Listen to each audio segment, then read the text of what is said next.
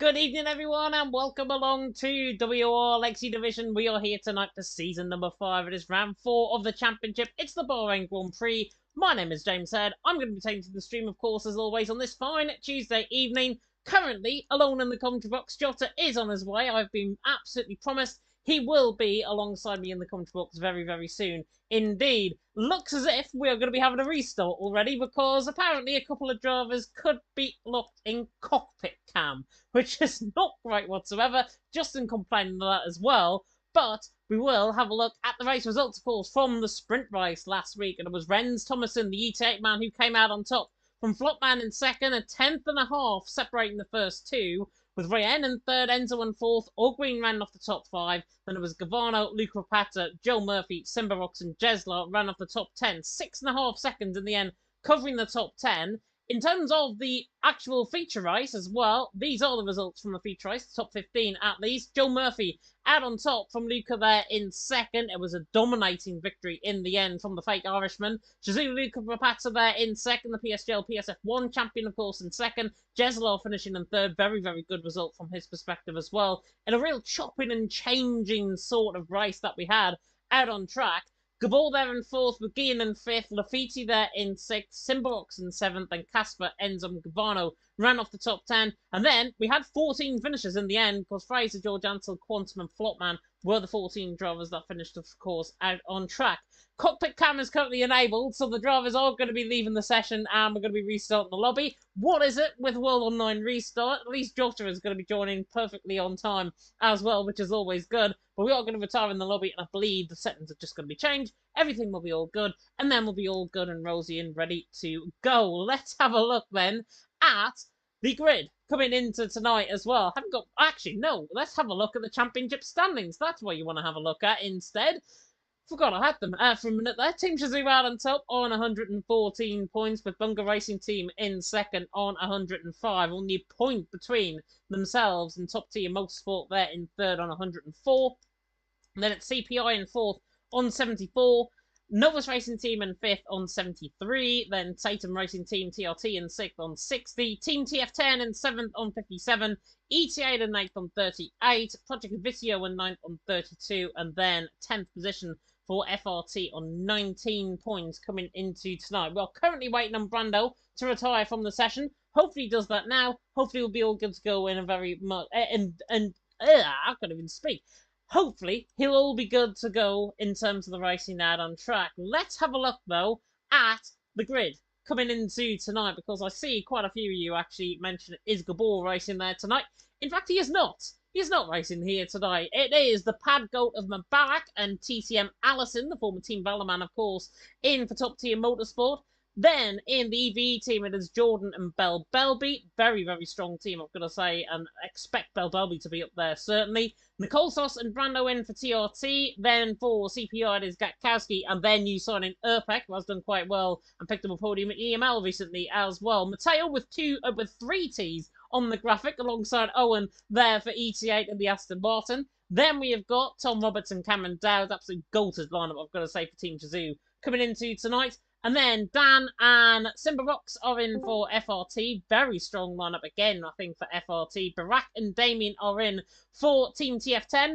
By the way, Damien is the lobby hole, so all of the blame that has been put on everyone going into cockpit cam is on him here tonight. Justin and Tech in for BRT in the Kick Sours. And then we've got Quantum, who defied the laws of physics quite literally in Console Tier 1 on Friday. He's alongside NVR Choco for the Novus Racing team. That ping that you might have heard in the background is, I believe, my co-commentator finally joining me in the commentary box. It is, of course, Jota. Jota, first of all, how are you doing? Yeah, pleasure to be alongside you. Sorry about the delays. Unfortunately, my computer decided that it wants to permanently put itself in a Discord update cycle. So I'm in this process at the moment of trying to figure out what's going on with my technology. But no doubt at the moment, the technology of the drivers out there is all set up and ready to go for what will be a really intense day of racing once again. Very intense day of racing indeed. And as I say, because we are having so many issues right now with Damien putting the wrong settings on, everyone getting locked in cockpit cam, we're having to restart the whole shebang once again. So the likes of Brando Simbarox, Justin Urpak were just waiting on retiring. We are currently in Q3 right now, which I think is the fastest we've ever got to qualifying 3 here in WR Legacy Division. But we are going to see the drivers out on track indeed, and I will also get you an invite in as well when we do get back into the lobby screen, which I hope is not too soon because, of course, the drivers have got to get their setups ready, then they've got to retire again when we go into the race. So this is going to be very fun, I've got to be honest, out on track. But what we can do, to spare a little bit of time, just to waffle on a little bit more, let me show you the championship standings once again. Because I've now got Jota alongside me in the comment box, we can converse about the standings coming into tonight. Team Chazoo taking the championship lead, of course, from Singapore, over Bunga Racing Team, over Top Tier Motorsport. You mentioned there last week, Joss, if I'm not mistaken, Top Tier Motorsport dropping to third, only 10 points off Team Chazoo, only a point behind Bunga Racing Team, but they really need to try and come on form even in the first quarter of this championship. Yeah, that's the thing, isn't it? If you're going to be a championship contender, you need to show levels of consistency, or hope all the teams around you are just as inconsistent as you, as we saw actually back in season 2, I think it was, wasn't it, James? Where we had, oh, it might have been season 3 actually, where no team was really consistent.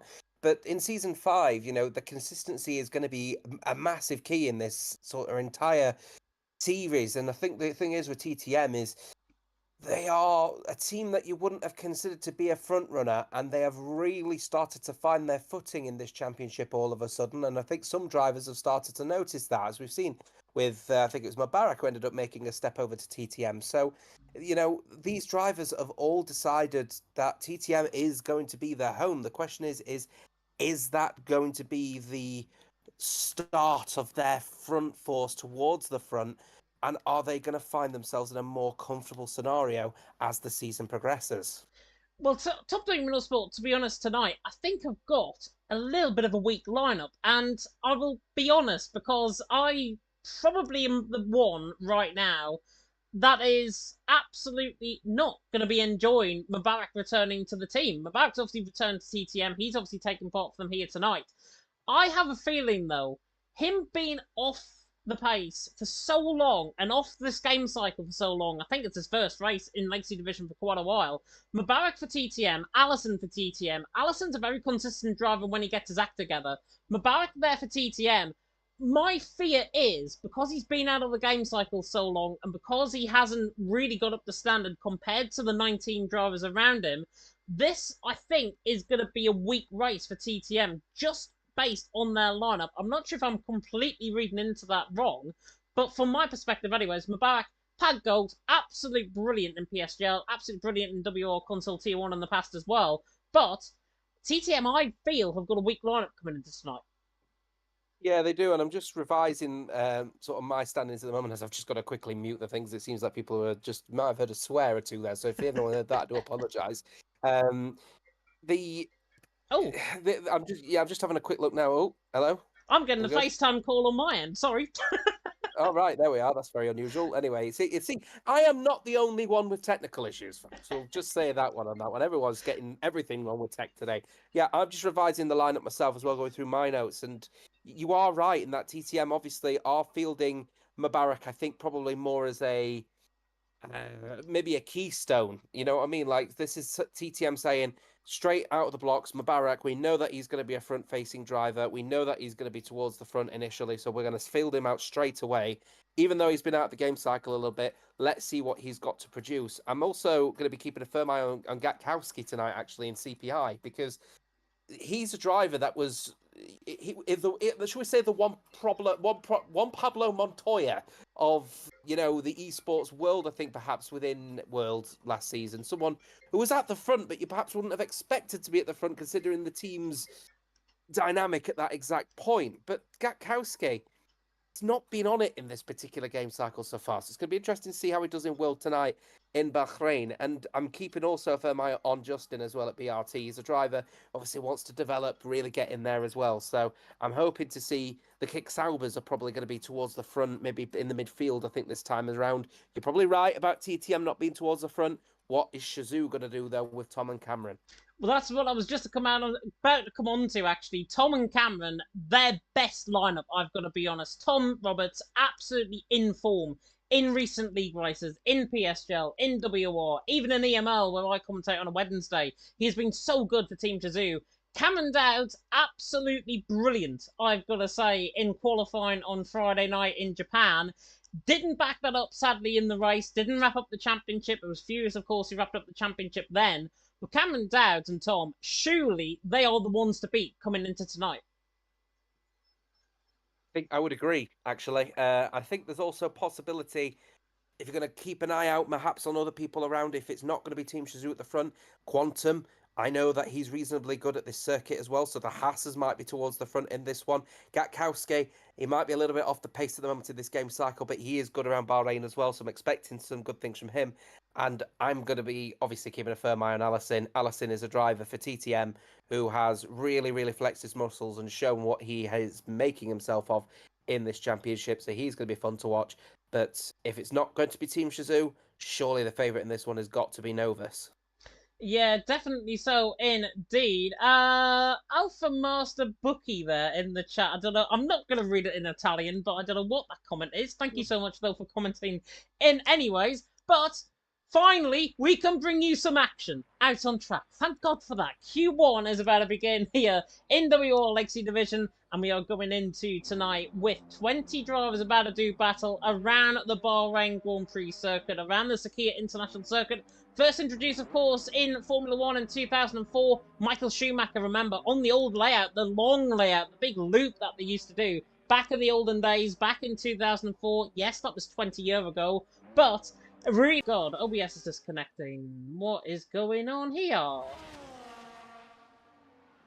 Are we getting back? There we are. I think I might be back. Apologies about that. It is technology at the end of the day. My OBS just decided to crash and restart itself, so hopefully I am back. I'm hoping you're back. I'm trying to see if you're back at the moment, but unfortunately I'm getting an advert with someone saying hello, darlings, in really loud down my ears. So we'll have to see. I think we are back, and I think everything is all hunky-dory on that one. I just want to very vaguely bring up, actually, a point you've just mentioned there. Why did you have to remind us it was 20 years ago that we had our first Bahrain Grand Prix? I feel ancient now. Oh, God. I remember that race thoroughly as well. It was a really exciting prospect. I remember it. Oh, just go on. I just need a minute to just have a crisis. Isabel, that I'll mention also that I was 6 at the time when I was in 2004. How old have I been, actually? I'm trying to think about it now, actually. I think I'd have been... How old will I have been? I'd have been 2004, so we're talking I would have been about 6 or 7 myself, actually. So yeah, no, it's oh God, I feel ill. We are very, very old here in the commentary box, but not as old as the Kick Sauber team, of course, because Kick Sauber are in their new innovation with tech, with Justin here tonight for BRT, and they'll definitely be looking to try and get an improvement on their runs. He's on a set of intermediate compound tyres. There are many drivers on a set of inters right now, so any lap time that you see right now is, of course, not going to count. We are going to get in towards the second part of qualifying, really where the soft compound tyres go wrong. Balatar there in the chat saying go MOBA, huge debut for the Pad Goals. And Materia there in the chat, what's happening Royal Inters? They are saving a compound tyre. It's as simple as that. I can put it as simply as that. They are on that set of soft compound tyre. They're on that set of intermediate compound tyre. And in the end, everyone's on a set of inters. So Tech is actually coming out through the middle sector. He's the first one on a run right now.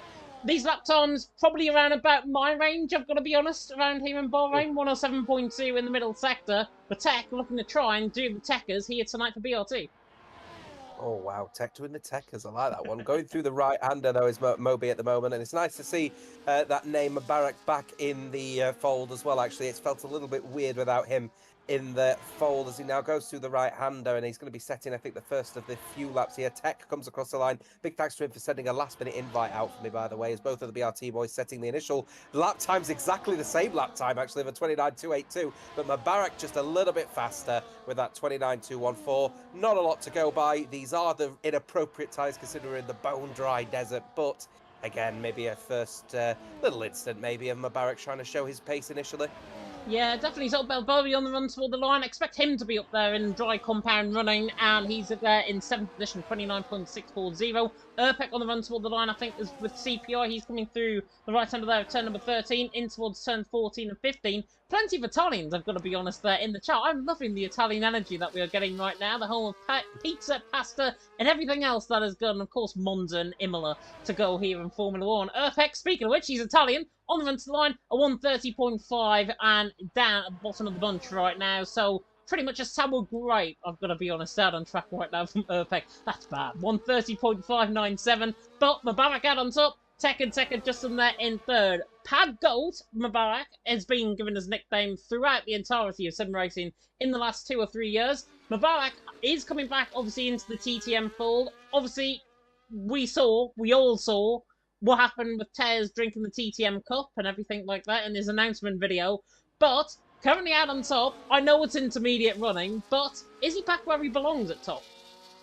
I like working with Tez, actually, because he does go all out for the team. And I think that's the kind of thing that you need, actually, from a team owner, is to show that comfort that they are going to put everything in there. So it doesn't surprise me in the slightest. But you're right. I think that does initially show out the blocks, doesn't it, that Mubarak is right there, back at the top again. His teammate down in fourth, split by the two BRT boys. And all the Italians will be happy to see their Italian team actually in the Italian Scarlet Red Ferrari, of course. So they'll know where they are currently at in 5th and 6th at the moment. But plenty of qualifying action to go, of course, getting onto the actual appropriate tyre out there as well. But a couple of teams electing not to send either of their drivers out. Shazoo have elected not to set their drivers out as well, and they're waiting on the soft tyres ready and raring to go. And ET8 as well, doing the same thing as well with Matteo and Owen.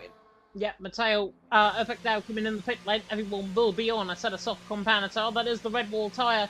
As stricken there with Jordan, Gatkowski, Brando all selecting their tyres now. They'll be the first to come out, of course, out on track very, very soon indeed. Looking at the chat as well, JS there in the chat. Is TTM Mubarak formerly F7R Mubarak? Yes, he is. Mubarak is formerly of F7R, part of the F7R winning lineup in season number 3 here in Legacy Division as well. So Mubarak definitely will be looking. Some of the wisdom, by the way, going from Alpha Master Buki there in the chat.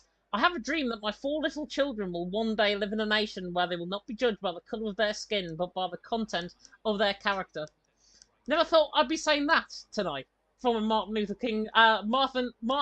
King quote, even, on a stream like this in Legacy Division. But there you are. That's one way to go, isn't it? I think on that one, and keeping an eye out then on the situation with the drivers, as absolutely none of them are keen to get out there at the moment. Are going to be seeing some drivers leaving the pit lanes imminently. In fact, we do have one leaving the pit lane. It is actually the first of Team Shazoo, Tom Roberts, leaving now on a fresh set of soft tyres. Naturally, this will be the fastest lap time out of all of them. The question is will it be competitive in Q1? You should expect so, though, from Team Shazoo in the Alpine. Yeah, Tom Roberts, of course, who has run around here in the past in many league once upon a time. Of course, a one-time F1 Esports Challengers man on PlayStation as well. Tom will be definitely looking to try and get him on the board, I think, in terms of the lap times. Cameron Dowd's also out on track as well. As I say, Team Shazoo are the leaders of the championship coming into tonight. Cameron Dowds and Tom Roberts being their strongest lineup, I think they can even field in the first 6 rounds of this championship. So at this moment in time, Tom, I call him the form man coming into tonight. I really think he has proven every single time that I've commentated him in the last 3 or 4 weeks, he has been somewhere near the podium, if not winning. So Tom Roberts will be the man to watch out for. I'm looking forward to see how he copes around this track. Obviously, the lap times will begin to fall. And I'm immediately thinking, first set of soft runs, I'm expecting 26s, 27s? We should expect somewhere in that region. I would expect lower 26s, to be honest with you, initially out the blocks from these drivers. Of course, some of the best drivers in the world, if you will. The drivers all are very keen to just sort of get going here. Plenty of drivers now leaving now to get going. But the first one, of course, will be set by Tom Roberts, who's now just coming across the final corner in the Alpine Renault. Of course, Alpine themselves actually are going to be dropping Renault at the end of the 2025 season. That's going to be a bit of a shock towards the system. We don't see Renault in Formula 1 for a considerable amount of time. Going into turn 1, though, Tom Roberts chucking the car through the right-hander. Very keen to just get through the corner, but losing the rear ever so slightly. We'll be surprised if he's not particularly happy with that first corner, but we'll be approaching The Sector 1 splits after this particular corner. Going through the right-hander, chuck it through in third gear, and then the driver just let the car ever so slightly go over the curb and then plant it with a 28.3 in that first sector. Gotta say, it looks really nice with the lighting and everything going through this first sector split. Now coming out through the right-hand return of right, where Nico Hulkenberg was hanging like a cow once upon a time around here in 2022. Some of it's now down the hill in toward my favourite section out on the track, into the double left of turns 9 and 10. Now down the old GP2 pit straight, down the GT3 start line as well. Pit lane on the right-hand side there, and now into toward the left-hander of turn number 11. So we'll see what Tom Roberts can do. Now flying through the left-hander of turn 11. In towards Car Killer Corner around this track at turn number 12. Right on that curb, you will aggressively go off in the wall like you have done in recent game cycles. 105.4 in the middle sector from Tom. Definitely cooking on this lap time right now. Not sure what Cameron Dowd is doing in the middle sector. He's also a 105.4 in that middle sector. So both teams are looking pretty good right now. Tom Roberts through the final corner, really fighting the car aggressively. Not sure if you've got a really stable setup coming on that car. Comes across the line, 26.9. Cameron Dowd, that's the wrong way. Where is he? Where's he gone? Cameron Dowd has gone. He's there. He's coming toward the line. Getting confused. 26.7 from Cameron Dowd goes top. Yeah, that honestly kind of surprising that from Alpine and from Team Shazoo, because Tom Roberts absolutely has more pace in him than that one. I think he definitely has at least another 3 or 4 tenths in that final quarter alone, to be honest with you, after losing the rear. Cameron Dowd's only 2 tenths ahead, means that he definitely didn't find comfort in that lap either. So there's plenty of lap time to find for them as Allison comes across the line to prove that exact point. 26.688. Justin comes across the line. He comes across the line and only 64 thousandths of a second behind Allison and 83 thousandths of a second down from Cameron Dowd's. Choco only 15 thousandths down, so 4 drivers within a tenth. 4 drivers within a tenth, indeed. Gakowski, I think, is going to be one of the next to come across the line. He's now coming through and flying through the middle sector. In fact, 105.3. Brando now goes top, the Italian, so 126.637 from him. So Brando, the Italian, definitely going to please our Italian fans there in the chat. He's out on top right now from Allison in second. Choco there in third. We've got, I think, Williams coming through the final corner on the run toward the line. Gakowski as well on the run toward the line. He, I think, might go quicker here than Brando. In the air, and he drops into 5th position. I think you said Mubarak is flying. Now through the final couple of corners. Here he comes in towards turn 14 and 15. On the run to the line then with Mubarak. Is he going to go quicker than Brando? No, he doesn't. He goes second in the end. So Brando out on top. Mubarak there in second. Allison there in third. TTM definitely loving life right now. Matteo is looking pretty quick. 105.3 in that middle sector. He's now on the run toward the line as well. Is the Italian, and Matteo goes second. And he somehow fits between, very minute gap between Brando and Mubarak. 6 minutes to go in the session. Brando now out on top. Matteo in second. Belby there in third. He's got 1,000 behind on Matteo. Owen now is invalidated on his previous run. I think Barak is going again, potentially later on. But Brando out on top. Matteo second. Belby there in third. Bit of a shock, I've got to be honest. I wasn't expecting those guys to be up there. Yeah, I wasn't expecting Belby up there. EVE have obviously fielded a driver that clearly finds a lot of confidence in this circuit. Mubarak, his second sector split was actually considerably faster than Brando, actually, nearly a tenth. So there's definitely time to find. It's the first sector, and I think this is where pads tend to struggle, actually. Through that first sector, you just find that the rear just doesn't get a little bit of comfort on the pad. At least I struggle with that, but that might just be a skill issue, to be fair.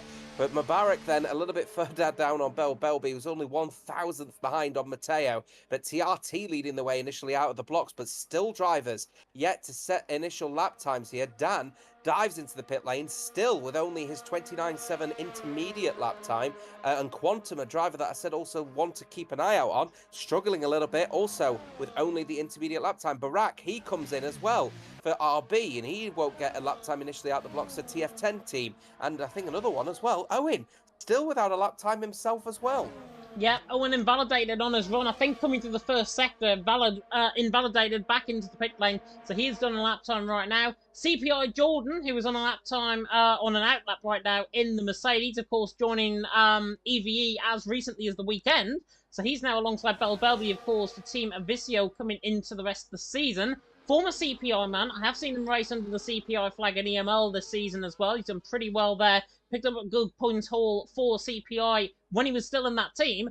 But now moving to EVE, it is a brand new team, brand new system that you have to try and get yourself into.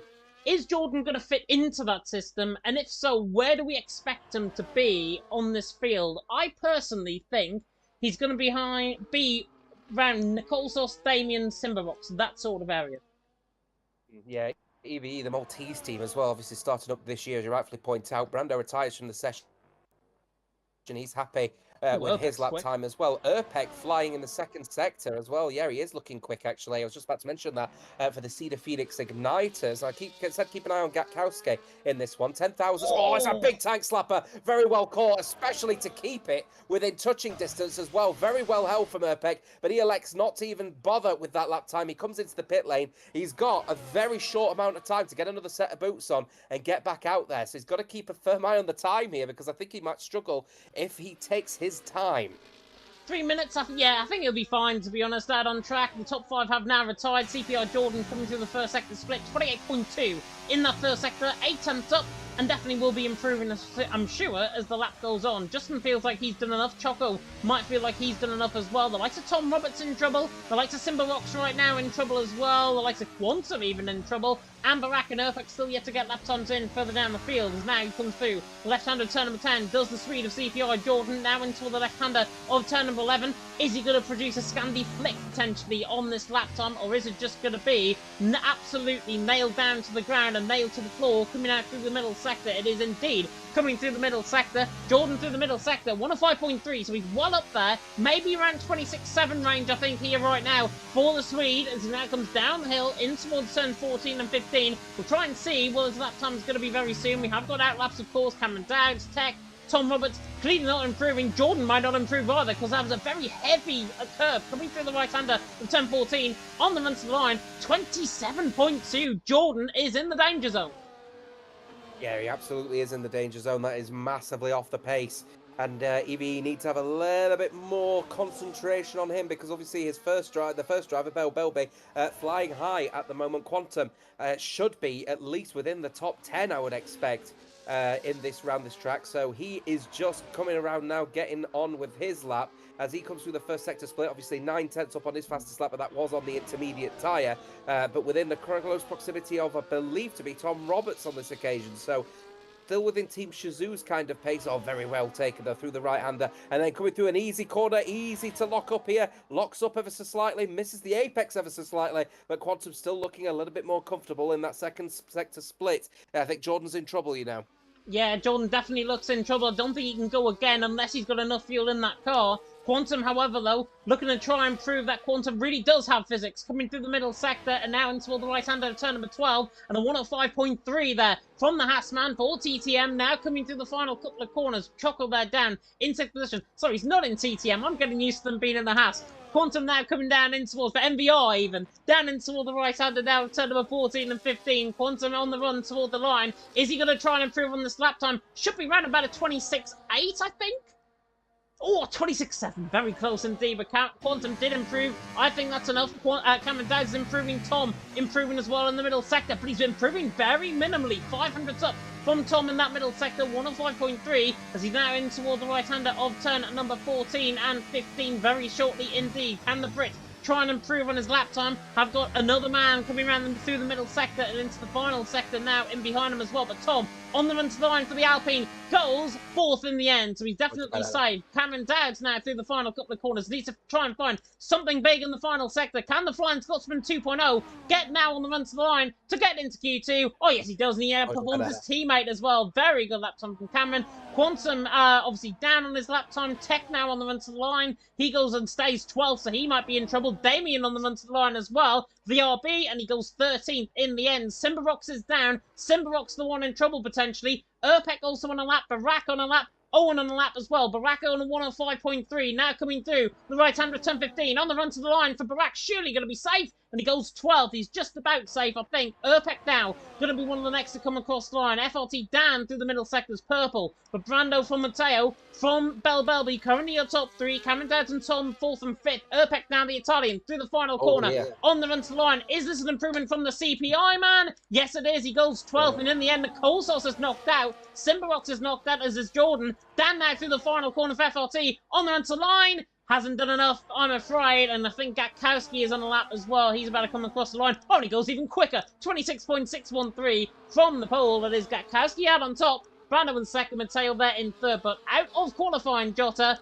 Nicole Sauce by 400th of a second. Simbarox, Jordan, Dan, and Owen. So both FLT drivers out. One TRT, one EVE, was about to say CPI there, and one ET8, and Owen not getting a valid lap time in for ET8.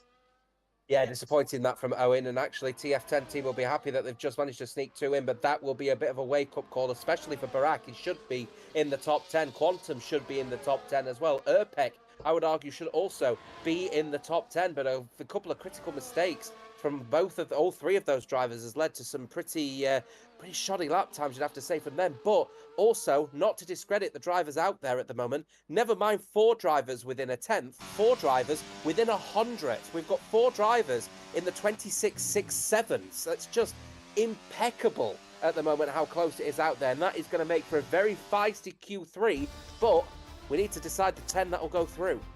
We definitely will, and look at that, for 100th of a second covering top 9. Absolutely incredible. Gatkowski out on top, from Brando there in second, Mateo there in third with Bell, Belby there in fourth, Cameron Dowds in fifth with Tom in sixth, Mubarak in seventh, Allison in eighth, far outperforming, I think, what I expected of them coming into tonight. Choco and Justin there ran off the top 10, Quantum, Urpek, Barak, Tech, and Damien the top 15, and in the end, 400th of a second, that gap between Damien and Nicole Sauce, and Nicole Sauce out of qualifying, as is Simbarox, Jordan, Dan, and Owen going into qualifying number 2, which is coming up very shortly indeed. Let's have a look, though, and remind everyone of the championship picture coming into tonight. Team Chazoo leading the way on 114 points. Bunga Racing Team in second on 105. TTM with a good showing there in qualifying in third on 104. Then a bit of a jump down to CPI in fourth on 74. NVR are in fifth on 73. They shouldn't be called the Novus Racing Team, I don't think. Sixth there for TRT on 60. Then Team TF10 in seventh on 57. ET8 in eighth on 38. Avisio there in ninth on 32. And then FLT in 10th on 19 points. So, Team Chazoo out on top. Bunga Racing Team second, TTM in third. Judging by how that qualifying went so far, Team Chazoo are up there, TTM, more importantly, are up there, and BRT seem a little bit muddled right now. Yeah, quite a little bit, actually. The thing is that I'm a little bit concerned, actually, later down the line when you look at the likes of Top Tier Motorsport, who now obviously are joining with 3 teams now into the 100s. I did say BRT would be up there as well. I think I did say, actually, Team Chazoo and BRT would be the top 2 at the end of this season as well. So it doesn't surprise me that them 2 are at the top. But Top Tier Motorsport, as much as I love the team and I've got a lot of support and a lot of people would say that you've got a little bit of leading bias towards TTM, I do actually like the setup that they've got. And to be fair to them, it's starting to really work. But they are in their infancy within this particular realm. So they've just got to try and find the measures to just get it to work. And I think a team like with Mubarak in there will allow for that pressure, that F7R spirit that led them to their championship to potentially wreak in that team. And you know what? Fair play to CPI as well. I think we all said that they'd be within that range. And to be fair, 4th place, just in front of Novus, that's going to make for a very, very interesting championship later down the line. And we've got plenty of racing still to go, of course, because after this one, we've still got another 19 rounds of racing. Fantastic. We definitely will. Indeed, of course, we've got 2 more rounds in this current batch of races that we've got, and then we've got another 6 following on from that. Then it's Christmas, I believe, and then we've got another 12 races even. I'm screwing up my maths here. Another 12 races straight after Christmas, going in towards the end of the season, of course, which is in April this year for WOR Legacy Division. Tech, however, now through the final corner, on the run toward the line. Let's take you on a full lap, I hope, as he comes now down in towards turn 1. Not sure what he's doing, to be honest. Down towards turn 1. Running completely across towards the pit lane. Down in towards turn 1 comes Tech, the VRT man. Now through turn 1. Now into the left-hander of turn number 2. Also starting up on lap times. Cameron Dowd, Justin, Tom Roberts. All starting up on lap times right now. Tech in toward the right-hander now of turn number 4 at the top of the hill. In toward the left-hander now for turn number 5. And then we'll see what his first sector split is like. 28 point more suggests to me he might be on a fresh set of softs. I think it might be fresh, actually, which is a little bit out of the ordinary, because I think a lot of people may elect to use a set of used softs on this particular occasion, but Tech might be on the new set as he's now heads through the left-hander, chucks the car in, and the car is gripping ever so slightly. A little bit of understeer coming through at the end of the corner, though, as then he powers down the line in that horrible-sounding Ferrari engined Sauber now, as we know. They've recently changed that engine sound, haven't they, in the latest update? It sounds absolutely dreadful. Going through that right-hander, up the hill, and then he'll want to keep it on the power. Remember, up on that curve, it used to be a bit of an auto-spin curve at one point. Now you can ride it. Going through the right-hander and trying to just keep that pressure up there as well. Still the fastest first sector, actually beating one of the Team Shazoo drivers, but not the other one. I think Cameron Dowds is a little bit faster in that second sector. A lot of curve through there as well. Just a bit of a tack slapper, well held though, as he goes through with the DRS open and using overtake to the line, sets the initial line. 27.2 might be a use set. Yep, definitely you set. Tom Roberts on the run to the line goes quicker. Cameron Dowds even quicker, 27.1. Mubarak now on the run to the line as well. The pad goat 105.2 in the middle sector. He's on the run to the line, 26.8. Now that, I dare not, I'm not Buddha, but honestly, I think that's a fresh set of softs from Mubarak and Allison, and I'd be very surprised, honestly, if they are on a used set for those lap times. However, judging by drivers filtering in, they might be potentially on a used set of compound tyres. Let me know in the comment section for TTM. Matteo on the run to, Damien on the run to the line as well. Matteo coming through the first sector, 27.6 there from Damien on the run to the line. Justin on a lap and Matteo on a lap, and both have set 30.3s in the first sector as well. But TTM out on top, Mubarak and Allison coming in front at the top two. You have seen something, however. Was it Matteo making a mistake? No, it was Justin, actually, going through the left-hander. He just, going through the right-hander, sorry, and he's going to invalidate there. Yeah, there he goes. He had a massive rear lockup, and he was just drifting through the right-hander, and that just did not look, it doesn't look comfortable out there at the moment, so I think it's a used set of softs. But that doesn't bode well for the race. Justin is perhaps burning through his tyres more aggressively, and I think as a result, if he's got the used tyre on in the race, is his setup tied with the combination of his tyre degradation, leading to potentially some additional factors that might need to be considered for the race? I'm not sure. Justin, not comfortable out there. Definitely not comfortable at all out there, and he's into the pit lane, the BRT man, who of course is going to feature part of the EML lineup tomorrow night as well. And if you do want to tune in for that, you can, 8 PM UK time, if you do want to tune in for that. Just because I'm on commentary, I may as well self-promote it on a channel like this. Mubarak out on top, from Allison in second. Gatkowski there currently filling out the top three, and it is 5/600th of a second, almost separating the top three out on track, as Matteo, now the Italian stallion as we call him here, into the pit lane. Choco about to go for a run, and Quantum about to go for a run as well. Speaking of Choco, he has had a very good start to this game cycle in WOR Console Tier 1, has picked up some decent results there. Coming into tonight for NVR alongside Quantum. On paper, they are one of the strongest lineups, I think, but given how inconsistent they can both be, are we potentially underlooking the NVR lineup coming into tonight? I did say Quantum right at the start would be one to watch here, and he didn't have the best of Q1 appearances. I'd have expected him to have been in the top 10. He finished 11th in the end on that one, so he's now just warming his tyres up and getting ready to go. His teammate also on an outlap as well. Justin immediately putting a new set of tyres on and getting ready to get straight out there to make sure that Tech is not alone in the top 10. Tech actually might need to find a bit more pace than that 27.2, to be fair. Now I'm saying that one. But Quantum will be, I believe, one of the first drivers, actually it'll be Choco, the first driver to set a lap time on this particular set of runs. He's just coming across the start-finishing line right now. And we'll get going for what will be the first, I believe, to be of the new set of soft tyres. We'll see, though. Yeah, we will definitely see, indeed, on the run now down and towards turn number 1.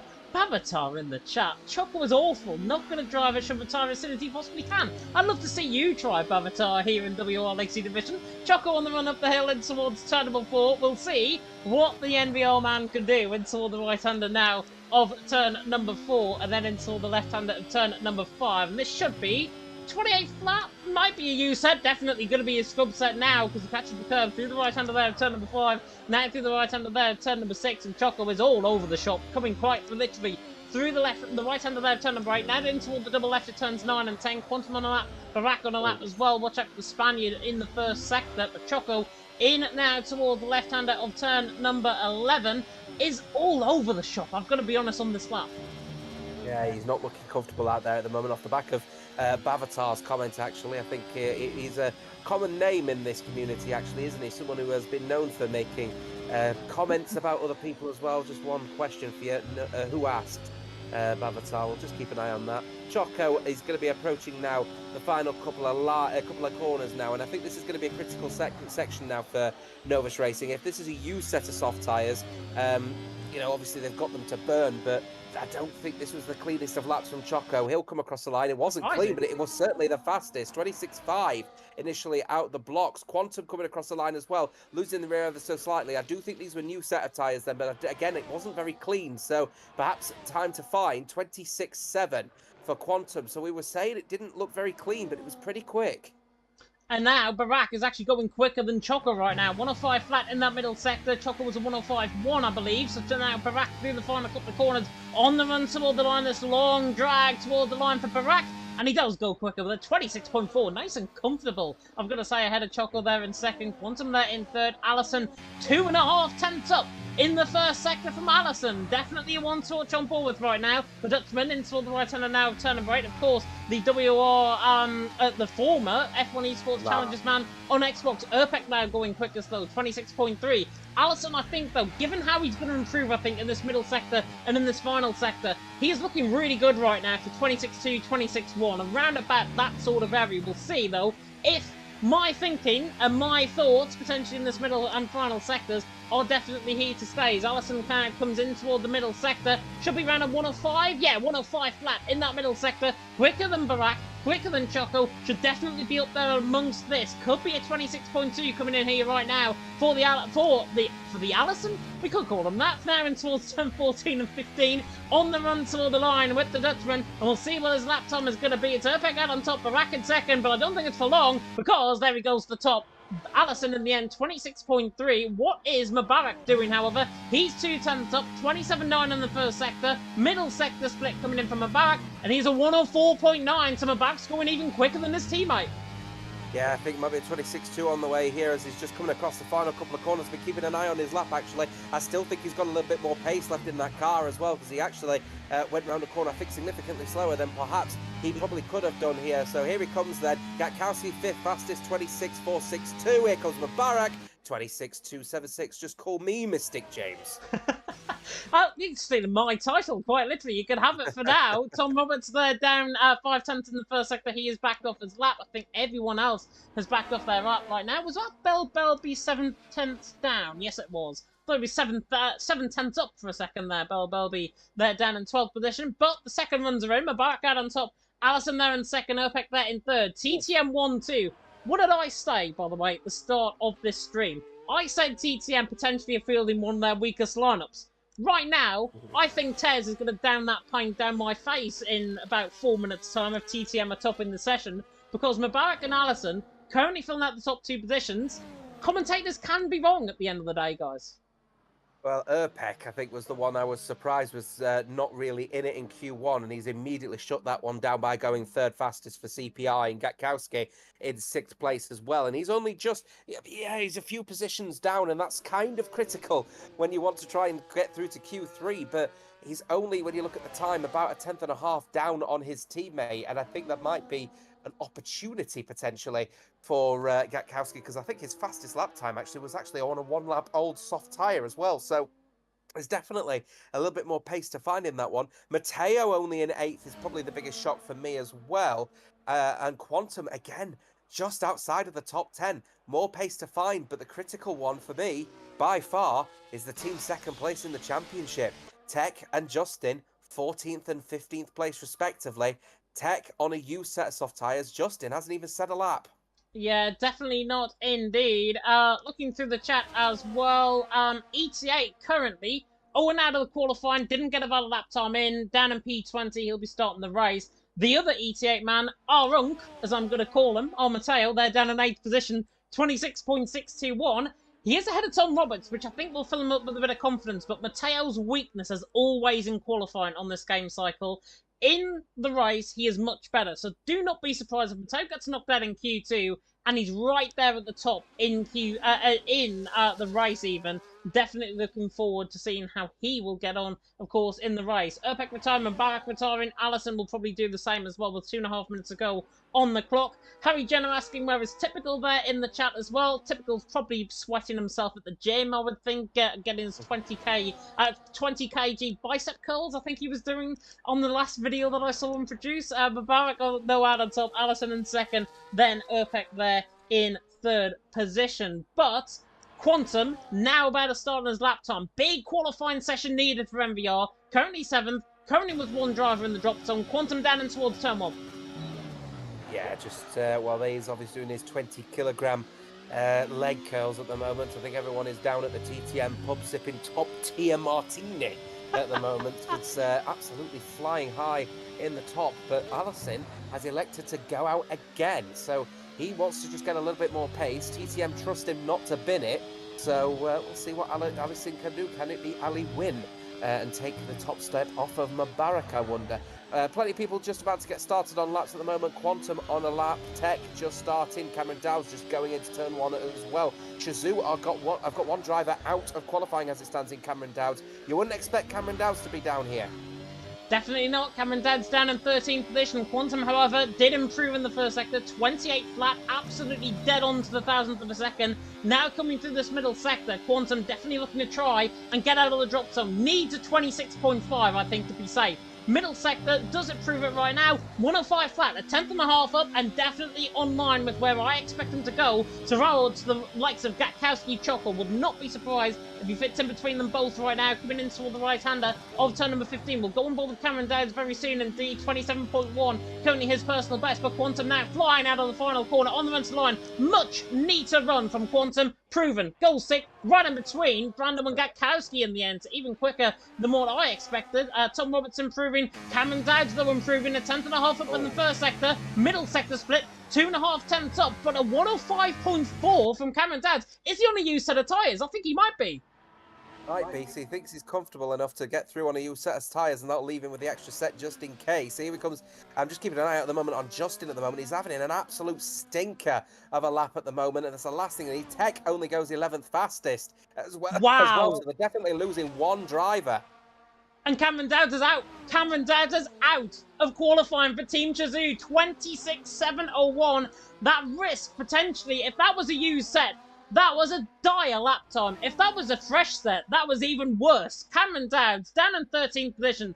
I've always said qualifying has been his weakness on this game cycle. That's just proven it. 26.701, down in 13th position, out of qualifying for Team Chazoo. Big, big shock as Damien Curiel now tries to get out of the drop zone. 10.5 up now, coming on the run toward the line for the RB man. Does he try and improve? Yes, he does, but he's barely in there. Mateo's improving by a 10th. This should see him comfortably through. Mateo on the run to the line. Goes 9th, puts Damien now in the drop zone. Tech not improving. Cameron Dowds not improving. Belby, however, is the 105 flat on a fresh set of soft compounder tyres. The EVE man needs something special. Allison there staying in second. Gatkowski 4th. Brando there in 6th as well, but Belby now running down the hill in toward the right-hander 10, 14 and 15. Belby needs a huge final sector to come out of the final corner on the run to the line. Does he get in? Yes, he does. He goes 6th and nice. Damien out in the end. It is Mubarak and Allison topping the session for TTM.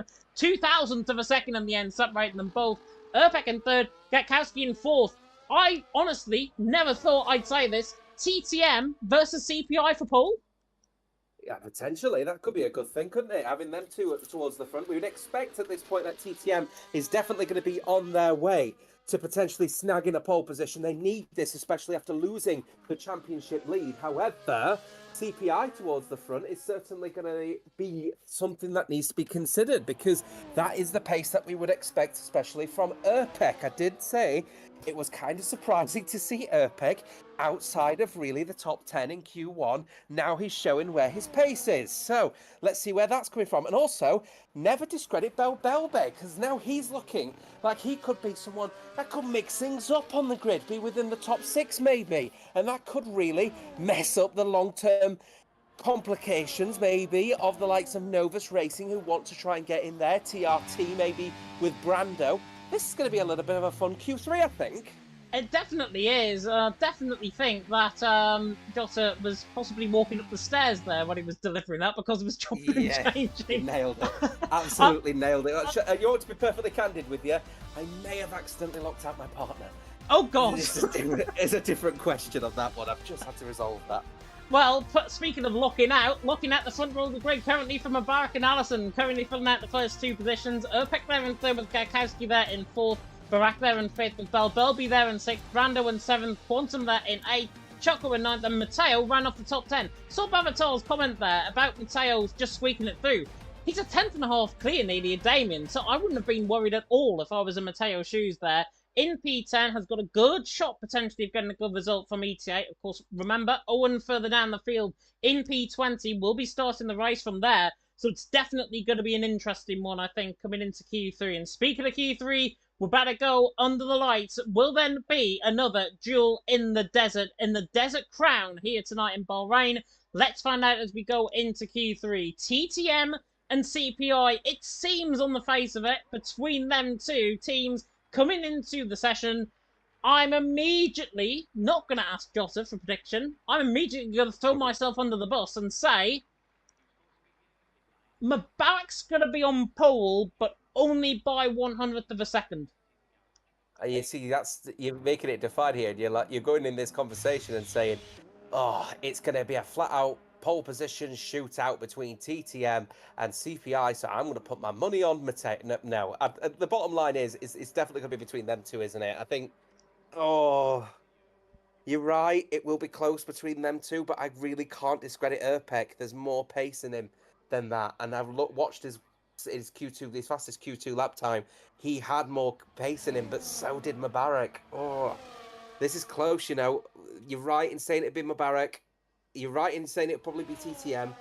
I will say Allison for pole by a very small margin versus Mubarak as well.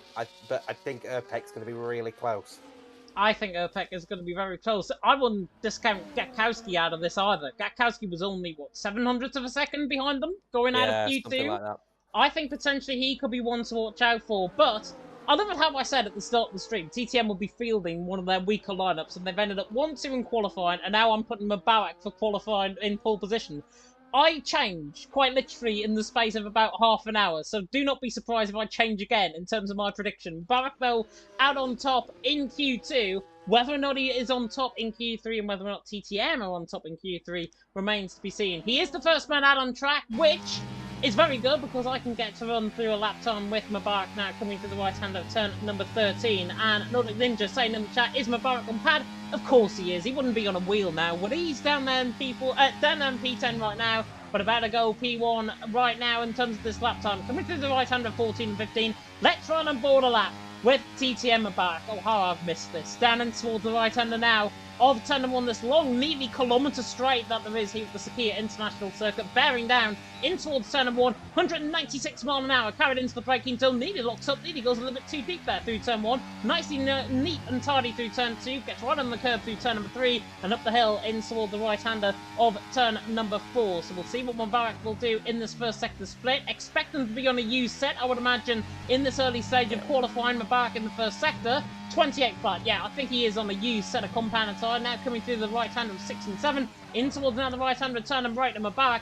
Absolutely flying right now. Of course, Belbelby, Brando, also on lap times, along with Quantum, Choco, Erpek, all to go on lap times very soon indeed. Mubarak though in towards turn number 10. Let's see what he can do. Coming now down this long GP2 pit straight down and toward the left hand of turn of 11. We will see though what this middle sector is going to be like for the Swissman. Now coming in toward the left hand of turn of 11.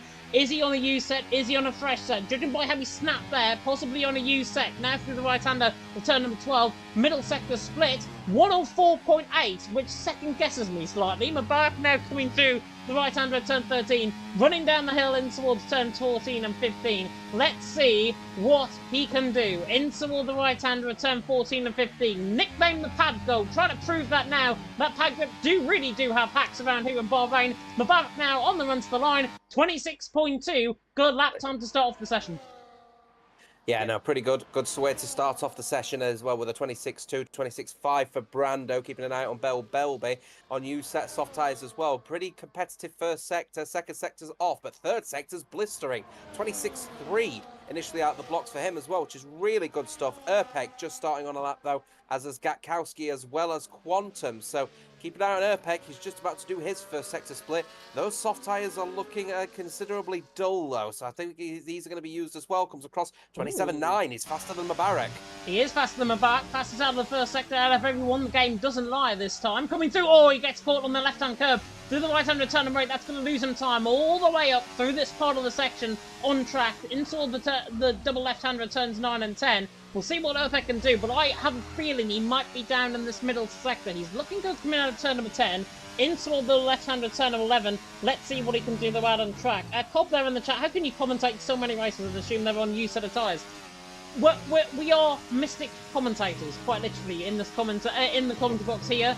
Urpek in the middle second, down, as I said, literally on Mubarak. That's a mistake. Coming out of turn of right was critical. He's now a 10th down on Mubarak. He's going to be between, I think, Mubarak and Belbelby with this lap time. But the Italian looking to try and prove that he can get something out of this final sector. On the run to the line, 26.29 you're going with? I'm going to go 26.29. 26.210. Oh, you know what? Oh, you know what? I was going to call the 26.29 purely because of the final corner, but you know what? He absolutely obliterated. He got it nailed on. So 26.21 gained the time back that he lost from that mistake, puts himself faster than Mubarak, and that is all in that third sector. Quantum comes across the line, only 5th fastest in this one. Barak looking fairly sharp as well, but I'm going to keep an eye out on Allison, who's now just coming across the final corner as well. He's going to keep that car planted to the right-hand side. A little lock up, a little bit tank slapper, well caught from Allison, who will now come across the line with the DRS open with a 26.19, 26.220 on this one as well. 26.341, sorry, Mubarak was the one with the 220. But again, Allison, Mubarak, close, shows the chemistry between TTM is working. Yeah, Barak there down in P10 and Valdent, lap time would have been a 26.544, so would have went 7th with that lap time. But the first runs are in bar Barak even. Urpek out on top, Mubarak there in second, Allison there currently in third position. I know I saw a few comments actually referencing this in Discord a little bit earlier on. Q3 grip apparently is better than Q1 and 2, so do not be surprised if these guys improve 2-3 tenths on their next lap time in the final in the final bit of this session. So do not be surprised about that at all.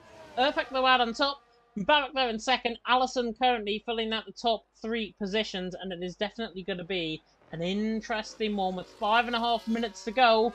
Who is your prediction for pole position? Are you going to go Mubarak? Are you going to go Urpek? Are you going to go completely somebody else?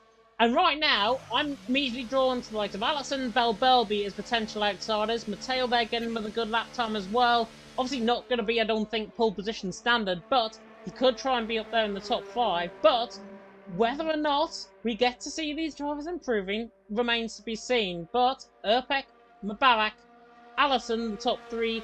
As Joel's just put in hashtag Reform UK there in the chat. Nice. Nice. Yeah, sure. Nice. The Urpek scenario is sort of starting to come to fruition now, isn't it? Now with yourself, James, because we did mention, didn't we, that Urpek was going to be within that sort of touching distance, and he's a 100th faster than Mubarak. So touching distance is certainly what I described the top 3, but Belbelby 6,000th down on Allison is an outsider. Choco would also be considered an outsider as well. So us 3, we all agreed, didn't we, that Allison, Mubarak, Urpek were probably the 3 we're going to be keeping an eye out on, and that is what's happening. That is what's happening indeed. We'll take a break away very quickly from the action out on track because nothing is happening. We'll run you through the championship standings coming into tonight. And this is how the land lies. Coming into tonight in round 4 in Bahrain. Team Shazoo leading the way on 114 points. Bunga Racing Team in second on 104.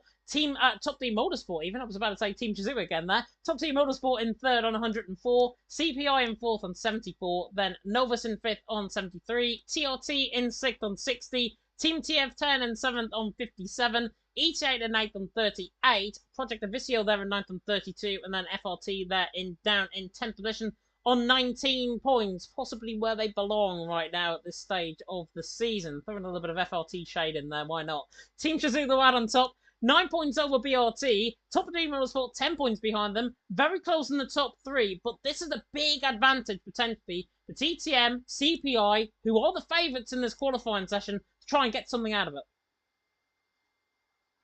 Quite. Just keeping a firm eye then as the drivers are going to get themselves ready. Looks like Red Bull very keen to get their drivers out. TTN very keen to get there out straight away. Both of the drivers leaving the pit lane right now. Belby just about to leave the pit lane as well for what will be the final run in this one. But first, honours even, we'll go straight to Barak for the first lap of this final run as well. Number 32, RBPT.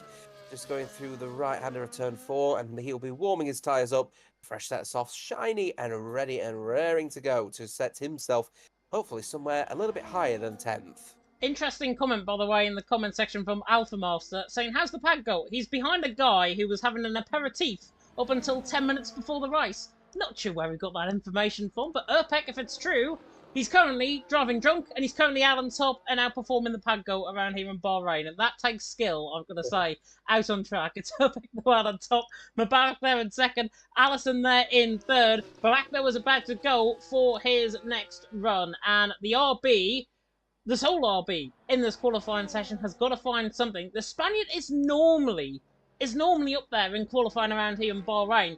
But so far, he has been a little bit lackluster. Obviously, he hasn't got a lap time in on the board. Just catches a bump there down in towards turn 13 as well. Yeah. But Barak is about to go for his final run. I think he's going to go Belby, Choco, Mateo. That sort of range, I think, for Barak would be a very good start for qualifying. We'll see what he does, though, down in towards turn 1. Yeah, I agree. I think it could be very interesting to see, because remember as well, this is the sole TF10 team driver as well, is Barak as well. His teammate knocked out in Q2, so it's all going to be about what can he set and what can they do in order to sort of potentially split the strategy up and try and maximise the points gain. Remember, top 15 score points in the Legacy Division. So here he comes through the right-hander of turn 4, as Allison just getting going with his lap now as well. So it's 2 RBPT powered units, 3 RBPT powered cars now out there as well. Barak looking a little bit suspect on the curves. He's not too keen to ride them too aggressively, so perhaps a lower ride height potentially for Barak, trying to maximise the straights that are available on this track. Going through the left-hander, actually very well taken to be fair. Going through there as he now uses overtaker DRS. Yep, Choco, by the way, will go on board with him very soon indeed. I see many of you in the chat want to go on board with him. Barak now in toward the left-hand of turn number 11. He is first man out on track. Nice, coming through turn number 11. This has been a really, really good lap from Barak so far. Middle sector will prove it. 104.8 in the middle sector. That's very more solid. Like it from Barak. He's now through the right-hand of turn 13, on the run down the hill in towards turns 14 and 15. We'll see what Barak can do, of course, out on track. He's there in P10. He hasn't got a lap time on the board, but he's about to, as long as he's remained valid through the final corner. The Spaniard is absolutely hooked up. This is hooked up from Barak on the run toward the line. This is 26.1. That's more like it from Barak. That's what we like to expect. However, Urpek's gone quickest in the first sector, 27.9. Choco fans rejoice. I'm going on board with him right now. Into the left-hander at turn number 11. I've got to say, he's actually looking pretty quick right now, is Choco. In for NVR. Is he looking to try and improve on Barak's middle sector? 1 of 5 flat. He's 2/10 down. He's 100th down his lap time. Allison on the run to the line. Invalid doesn't get a run. Mubarak invalid doesn't get a run as well. Urpek invalid doesn't get a run. It's looking good all of a sudden for Barak. I think Belby is also invalid on this final couple of corners. Choco's invalid as well. Mateo potentially now through the final corner. He's invalid. Everyone's invalidating. Brando on the run to the line. 7th position in the end. Quantum invalid. Gatkowski's the only one right now that is not invalid. He's through the final corner, but he's wide. Coming through 14, now through 15. That's going to cost him. Gatkowski now on the run to the line. Is it for CPI? No, yes it is! Yes! It is! That was a little bit delayed. 26.171 outdoes the Spaniard. Barak there in second. It's Gatkowski on pole. What did I say at the start of the session? What did I say about Gatkowski? He was the underdog of the team. Proven. CPI rejoice. First and third. Barak splitting the pair. Gatkowski the one on pole position. And I believe, Jota, correct me if I'm wrong, that's his first pole position in WOR Legacy Division. I think that is his first pole position in Legacy Division as well. He just agonisingly missed out, I think, on Las Vegas last season, but a fantastic pole position, and what a way to get your form back in on this game cycle. We were all saying, it's all about Urpek. It's all about Urpek, we were saying. But Gatkowski comes out of the blocks for CPI, makes it a 1-3. TF10 team have got a person on the front row as well, and the championship leaders are nowhere to be seen in Q3. The championship competitors are a little bit down the order. by a significant margin when it comes to BRT, but when it comes to TTM, they're in 4th and they're in 5th, 2nd and 3rd row spot, a little bit off the pace after invalidating their laps. It's a midfield mix-up. Fantastic. This is a brilliant race ahead of us. Gatkowski out on top, and Baraku produced the lap time of his life there in 2nd. Urpek and Thermobach in 4th, Allison there in 5th, Belbelby in 6th, then Choco in 7th, Brando in 8th, Matteo Padgo there, Padgo? Italian Stallion even down in P9, and then Quantum down there in P10. My word, what an end to that qualifying session. We are going to go for an intermission break from Grid Finder Next Level of Racing. We'll be back with you in a few minutes.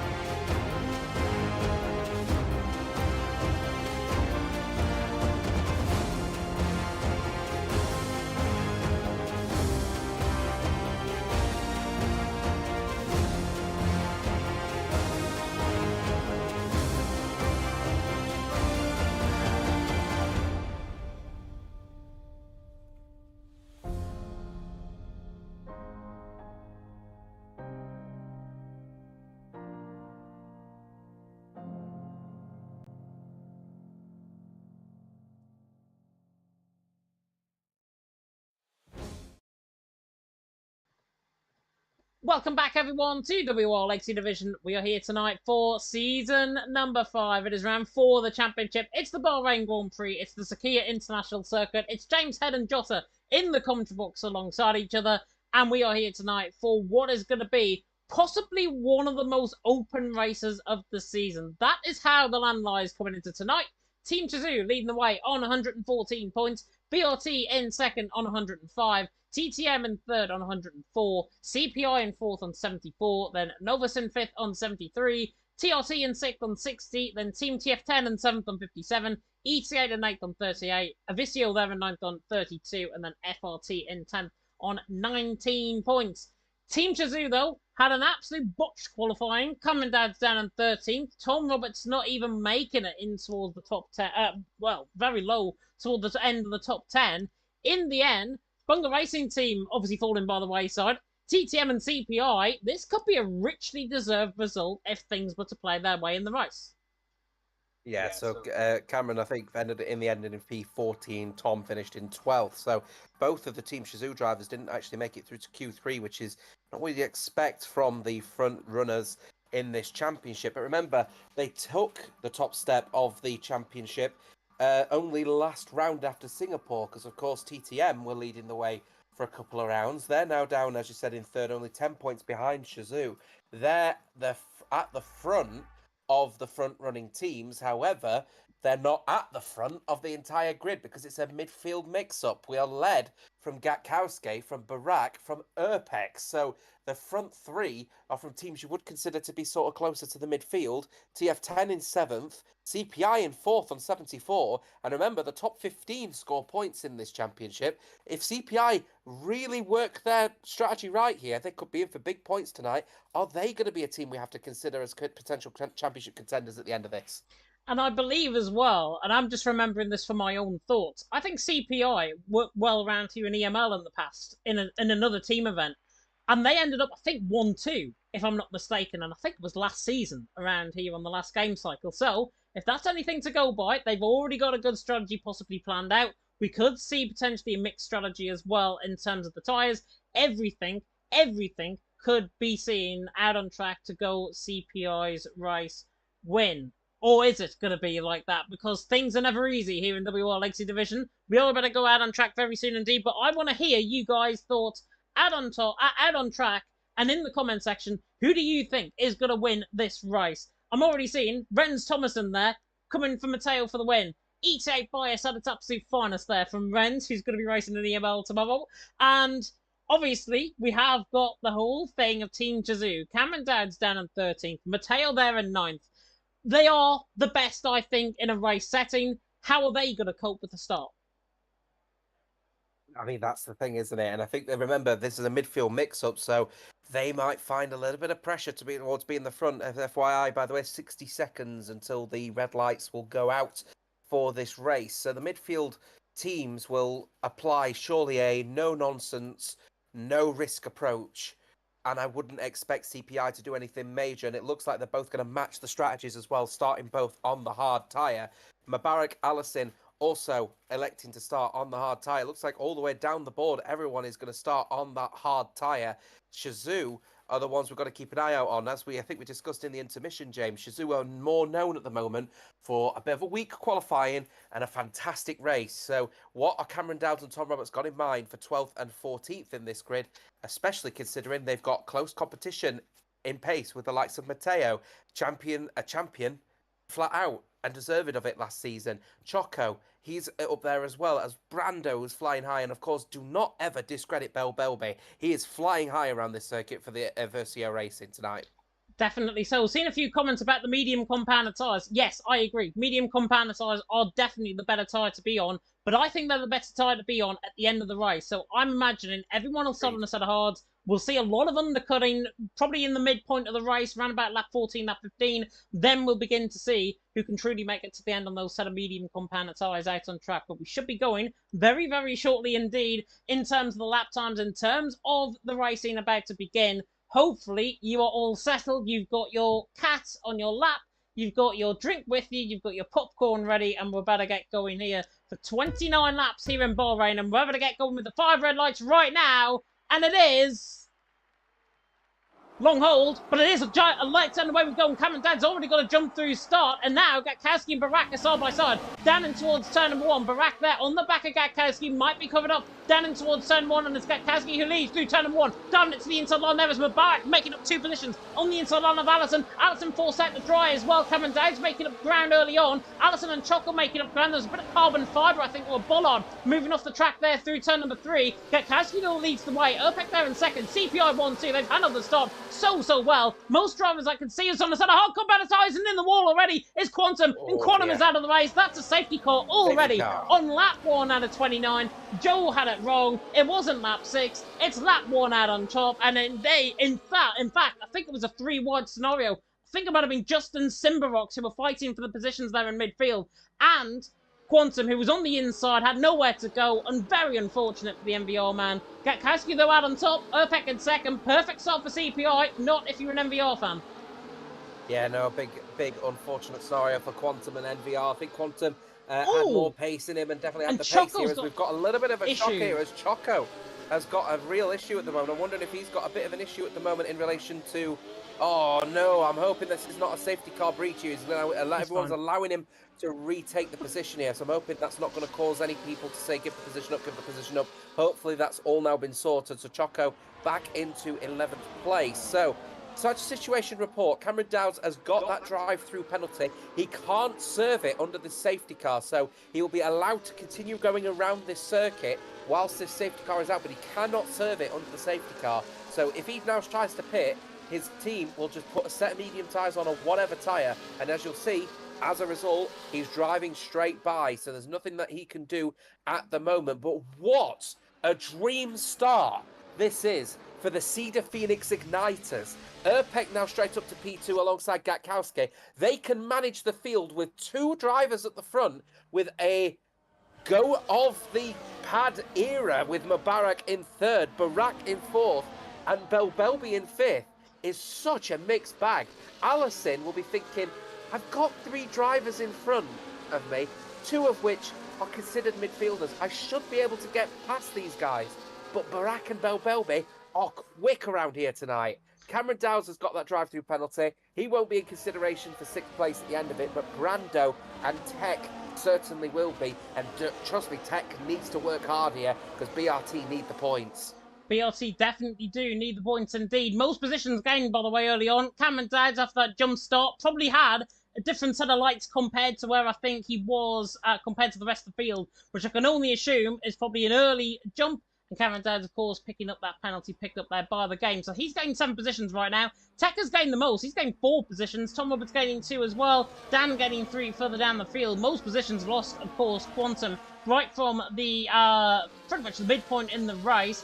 Possible race strategies, by the way, coming up again. Lap 9 out of 9 and lap 18 out of 18 for 2-stop strategy, and everyone's on a set of soft compound tyres, apparently, according to the game. That is simply untrue. Gatkowski, though, leading the way from Urpek in second, and then Mubarak rounding off the top 3. Kirby there in the chat, I thought it was either a wheel failure or a pedal failure. Choco had a pedal failure, which is why he lost all of those positions. He went completely left, coming out of the left-hand return number 10 as well. So in the end, those drivers out on that driver out on track. Choco is back underway. He's back under his own volition. They're in P11. So at least we are not getting what happened last week with Flopman. That's definitely what we can say. At least Gatkowski though out on top. Urpek in second. Mubarak there in 3rd. But we see, I thought drivers potentially coming in the pit lane there, but they aren't. They're going to stay out under the safety car. It is lap 2 out of lap 3 even out of 29. And CPI currently 1-2 with Gatkowski and Urpek. Owen and Jordan, by the way, coming into the pit lane, I think, to replace some damage. And both of them are back in the pit lane because they want to get those mediums and softs off. They're going to be potentially going in a set of hard compound tyres again until at least around about lap 18 or 19. They may not, however, make it to the end of the race. It'll be a real struggle if they do. You know what? EVE might just tell Jordan, right, no more pitting, all racing now, and they might do it with Owen as well. Owen's not really found his footing in this race. Remember, he didn't actually get set a lap time at all in Q1 due to invalidation, so he's got absolutely no time at all on this track. So they may just say to him, you know what, stay out on the hards and just enjoy the circuit and see what you can do. So Let's see what they do with those two drivers. I'd be interested to see later down the line. But everyone else, of course, still needs to make their mandatory pit stop anyway. I'm keeping a firm eye, if you don't mind, as well on Justin, because he is really not comfortable out there at the moment. The car is so snappy on the rear. And that tells me, alongside his setup that he had in qualifying, that with the heavy amount of fuel now in the back of the car, there may be just some slip-ups. And the fact that him and Simba were in that sort of little battle alongside Quantum, which led to the safety car, is that the telltale sign? Is that the crow in the atmosphere that we can hear, I wonder? Keep an eye on that one in 13th. Yeah, well, Halloween is coming up in a couple of weeks' time as well, so it might be that the crows are coming out early. Tentative VRT Justin down in 13. I will let everyone know the safety car is coming in this lap. I will let everyone know what Justin said to me in the intermission. Justin's going to be out for lap 14. So hold that prediction, hold that thought. I'm going to now cop him out on this live stream. And if that is true, and he gets out by lap 14, then Jota is taking my position next week as Mystic James. But Gakowski now is the virtual Burt Marlander. He's now the virtual safety car. Urpek there in second, Mubarak there in third. Let's watch on board with Mubarak off this restart, because Gakowski and Urpek, I think, are going to be leaving the slate. They're in the same team. They're going to be working together. They want to try and gap Mubarak through the final corner, and I think they're going to go right about now. Mubarak slides coming through the final corner, has already lost a lot of time compared to the CPI boys, and that is beautiful because Barak now is right on the back of Mubarak. Cameron Daz into the pit lane to serve his drive-through. Back on the green flag racing. Is the Spaniard going to look for the move on the Swissman? Down in towards turn number 1. Not quite close enough. However, Tech and Brando are side by side. In towards turn number 1 as well. Everyone's still on those cold, hard compounded tyres. We haven't really had a laps racing. Tom is side by side with Choco, gets the move done as well. And here comes Belby on the back of Barak down in towards turn number 4. But he doesn't get the move done. Gakowski leads the way. Urpek in second, Mubarak there in third. Apart from Tom changing positions, everyone clean through on the opening, on the real opening lap of this race. Yeah, at the moment, though, Allison is a bit of a Sergio Perez-esque driver at the moment. He's a little bit down the field than what his teammate should be. His teammate actually struggling against the McLarens, would you believe, actually? So that's actually a really good analogy now I'm thinking about it. Mubarak is really trying his hardest to stay within touching distance of Urpek and Gakowski, but the teammates have worked quite well on that race restart and already pulled around about a half a second gap. And, of course, the DRS will be available at the end of this lap, regardless whatever happens. So the drivers are going to get themselves ready for what will be a DRS train for the first all the way down to 18th. Which is really good. Cameron Downs obviously having that drive-through penalty, still has to serve his pit stop, obviously, when he comes into the pit lane later on. So ideally needs a VSC, I think, to get back in this race. Mid-pack action going on. I think Mateo was a bit sideways there with Justin in behind. Justin there in P12. Barak, I don't think, has damage. I've just seen a comment then, Rishi there in the chat, saying Barak may be having some damage. I don't think he has. I think he's just purely slow off this start. I think he's there down in, what, P3 right now. He's not, sorry, P4 right now, trying to chase down Mubarak, who's in P3. But I think it's just a pace issue, potentially, for Barak. He's not comfortable, I think, down in the straight line. Obviously, it's more of a qualifying setup, potentially, than a setup, as that Choco's got moved on a Mateo further down the field as well, and he's down into 11th position now, is the Italian stallion. But Gakowski leads the way. Urpek second, Mubarak in third. Barak doesn't want to get Mubarak too far away, but judging by his pace right now, if he has got damage, it's very minimal. I think this is purely pace rather than actual damage.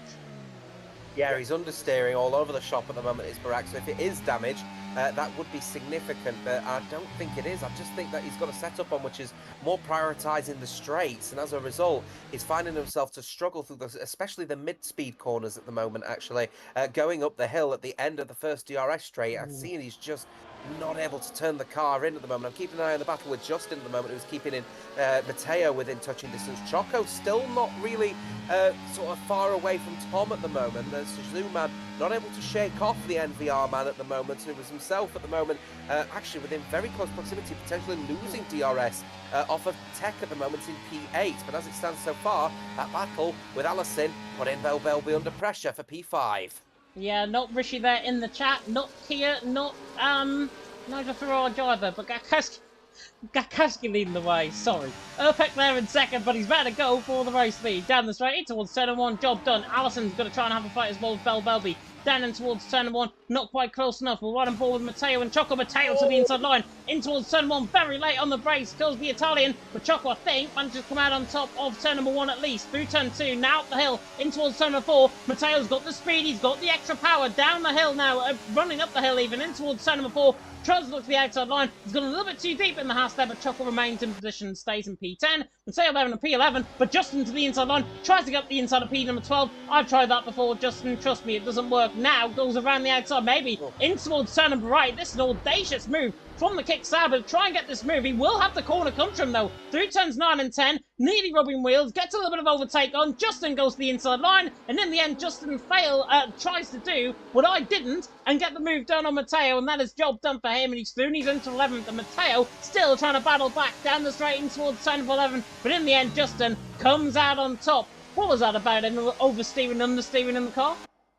Yeah, he's still not comfortable though. I'm keeping an eye on him and he's just losing the rear ever so slightly. Look at that through the mid-speed corners, just not able to find the grip, and around the outside, Matteo will have to go. That will not work because he will try the switchback, but at the moment though, he's actually doing quite well on his ERS. So yeah, a little bit more comfortable now with it into the race a little bit, maybe finding his rhythm a little bit out there, Justin. And my prediction will come to an end. Oh, a mistake though at the final corner. I did see that though, going through there, and that will allow Matteo the position back, surely. DRS available for Damien. The kicks, but that shoot move is going to be done as Damien has actually welcomed himself into this party. Double overtake potentially going into turn 1. Elects not to, keeps Matteo under pressure. Boo, I thought he was going to go for it. He tries to go still around the outside of turn number 2 and 3. Gets hung out to dry there by the Italian. And in the end, Damien there in 13th position is trying to go really great guns. Allison and Belbelby start by side through turn number 5. And Allison just about gets the job done on Belbelby. Nice, cuts him off at the pass. Allison through, and he's into 5th. Belbelby there in 6th. Brando there in 7th. Brando right on the back of these guys as well. Really neat battle, I've got to say that though. Between Damien, Matteo, Justin, nearly 3 wide in towards turn 1. Damien didn't want to put his car in a really dangerous position. Realised that, trying to go side by side with Matteo in the end. Justin managing to hold on to both positions as well, but expect that battle to kick off a little bit sooner rather than later. Back on the back of Gatkowski for P3 out on track behind Gatkowski. Urpek there leading the way, of course, still maintaining the field. Barak at this moment in time, 0.8 of a second. I see quite a few of you saying that he could have damage.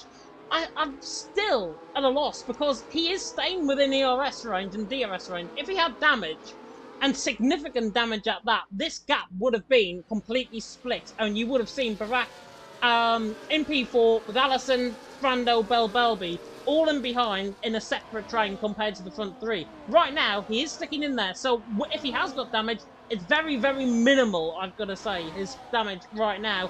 If it's not, it's just purely his pace, and his pace is completely worse compared to the front 3. Now, locks up in towards turn number 1, goes way too deep in towards turn number 2 as well, comes out on top, loses 0.2 of a second. So Barak, I think it's more setup and pace rather than actual damage for me. Yeah, he's definitely got a setup which is actually seeing his suspension. His car is lower than everyone else's, so he's got more slipstream on the straights, but as a result, he can't use the curbs as much because he'll find he beaches pretty quickly, and that's the reason why you're not seeing him in the pace in the slow speed corners, because he can't use all of the track to its full effect, and that's the reason why he's losing time.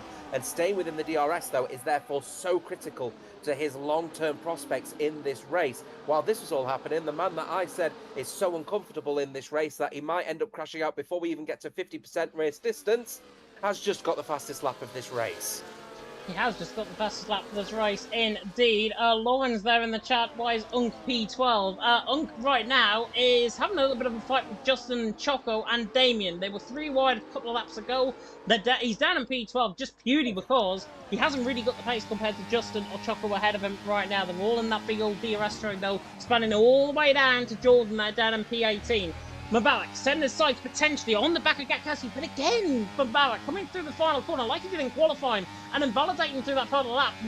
Gets a little bit of oversteer. Now the swap commits for CPI. Urpek down behind Gatkowski. Gatkowski into the lead, but it's all kicking off in behind because there goes Brando to the inside line. Belbelby on the inside line of Allison. Nearly makes contact there with the TTM man. Now in towards the left-hand turn number 2. Through the right-hand and out turn number 3. And Brando gets a phenomenal run on the Mercedes. Mercedes against Ferrari. Where have we seen this one before here in Bahrain? Down the hill, in towards turn number 4. Brando tries to get the job done all the way to the inside line. Belbelby runs out wide, caught in the dirty air of Allison ahead, and in the end, Brando threw and he's into 6th, and that was like taking candy from a Visio baby. Yeah, that's very, very well taken from Brando as well, and keeping an eye on Allison, who's starting to struggle a little bit. He's trying to find the pressure and put the pressure on the front now as Justin's made his move. Now actually he's battling at the moment with Choco. Choco now back up to P10 in that battle as well, to get within the front 50% of this grid. Allison is just keeping Barak under pressure now. Remember, he's got the lower downforce set up as Barak, clearly. As you will see now, he's tried to find a gap and he's found a couple of tenths on the straight, but then going through here, you'll see him lose time. And I have a feeling he might just lose DRS here, but Barak and Urpek are currently racing at the moment as well, and that's allowing him right back into the field again. So if it weren't for that little bit of a tiff, Barak might have just lost DRS, and again, so critical to his full longevity in this race. And I think Mubarak is going to be the first. It's going to be the first opportunity potentially for CPI to be losing their front two status. Let's see, Mubarak, is he going to get closer? He's using hot lap, but he's not using overtake. He's got plenty of VRS disposal. Is it going to be a double overtake? He's boxed in between the CPI men and the CPI guys. All on P1, P2. It's a mistake from Urpek though, and Mubarak seizes that opportunity and gets that move done and dusted. It is a real uncharacteristic mistake there from Urpek. Had a big slide coming out of turn 1. Mubarak nearly caught up with his front wing there as well. In the end, just managed to move across, managed to get to the inside line. Urpek had a really poor run coming out of turn number 2 and 3. And in the end, Mubarak makes that look pretty easy. Thuni's into second, Urpek there in third. But that could have easily let Barak, Allison, Brando all into play if that was a little bit more in terms of that. But Gatkowski leads the way. Mubarak now in second. Mubarak now in the middle of a CPI sandwich is what I can probably best describe this as right now. Is he going to, though, go for the race lead? Judging by how we've seen Mubarak around 2 and Bahrain before, of course, won around 2, I think, last season in Legacy Division, and he's there in P2, he wants to try and take this, I think, by the scruff of the neck, but going early, going and attacking on lap 10 out of 29 and forfeiting that battery, forfeiting all of that advantage that you've built up over your rivals, probably not the best idea to do. So I think what we saw with Mubarak last season in Legacy Division is going to be seen again this season, and he is just going to bide his time and wait for everything to happen around him.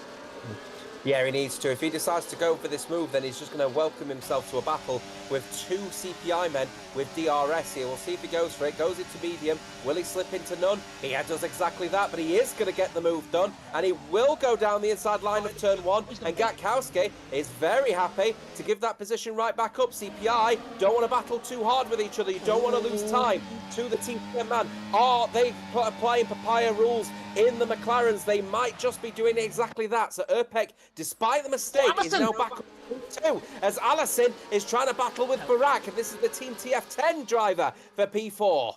It is quite literally a battle for P4. Barak absolutely oversteering. Now drives it to the inside line. Must have heard you, quite literally. Allison to the inside line there. Through turn number 8. Tries to get the traction coming out of the corner. But Barak again. Traction is just so minimal coming through that corner. Through turn number 8. And Allison is there in P5. Still can't find a way through on Barak. If he has got visual damage on that car, I will only assume it's left side end plate. And that is because you are seeing him oversteer coming through the left-handed corners. So if you've got left side end plate damage on that car, the car is not reacting coming through those corners, therefore the car is turning right on the exit coming out of the corners and oversteering. That's why you see Barak losing all that time. 8/10 of a second. Allison there 3/10 of a second right in behind him. Honestly, could be Groundhog Day, quite literally, for Allison there for Barak, sorry, in P4. Allison there in P5, right on the back of turn number 14 and 15. But Gatkowski's going to make a move maybe on the back of Urpek. CPI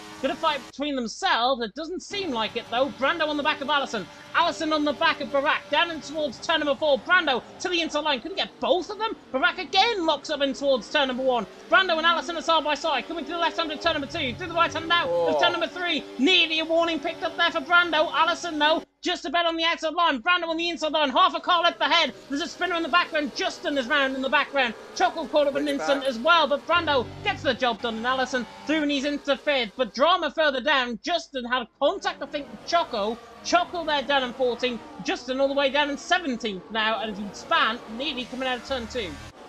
Allison is really struggling out there at the moment. He's had to slip back into none again. He was down to 8% ERS, and that's the reason why it was an easy overtake in the end for Brando going through into turn 4. So in the end, wasn't going to work out at all as Tech and Tom getting into a battle. That's the battle for Team Shizou and BRT, and they, of course, are the two championship leaders at the moment, are BRT and Shizou, and they're battling for what is effectively the scraps of points, because, of course, as it stands so far, TTM are going to be earning big points through Mubarak, but Allison is being a bit of a Checo player here and needs to try and find more pace and get past Barak and Brando. But his ERS management has been appalling in comparison to the front runners.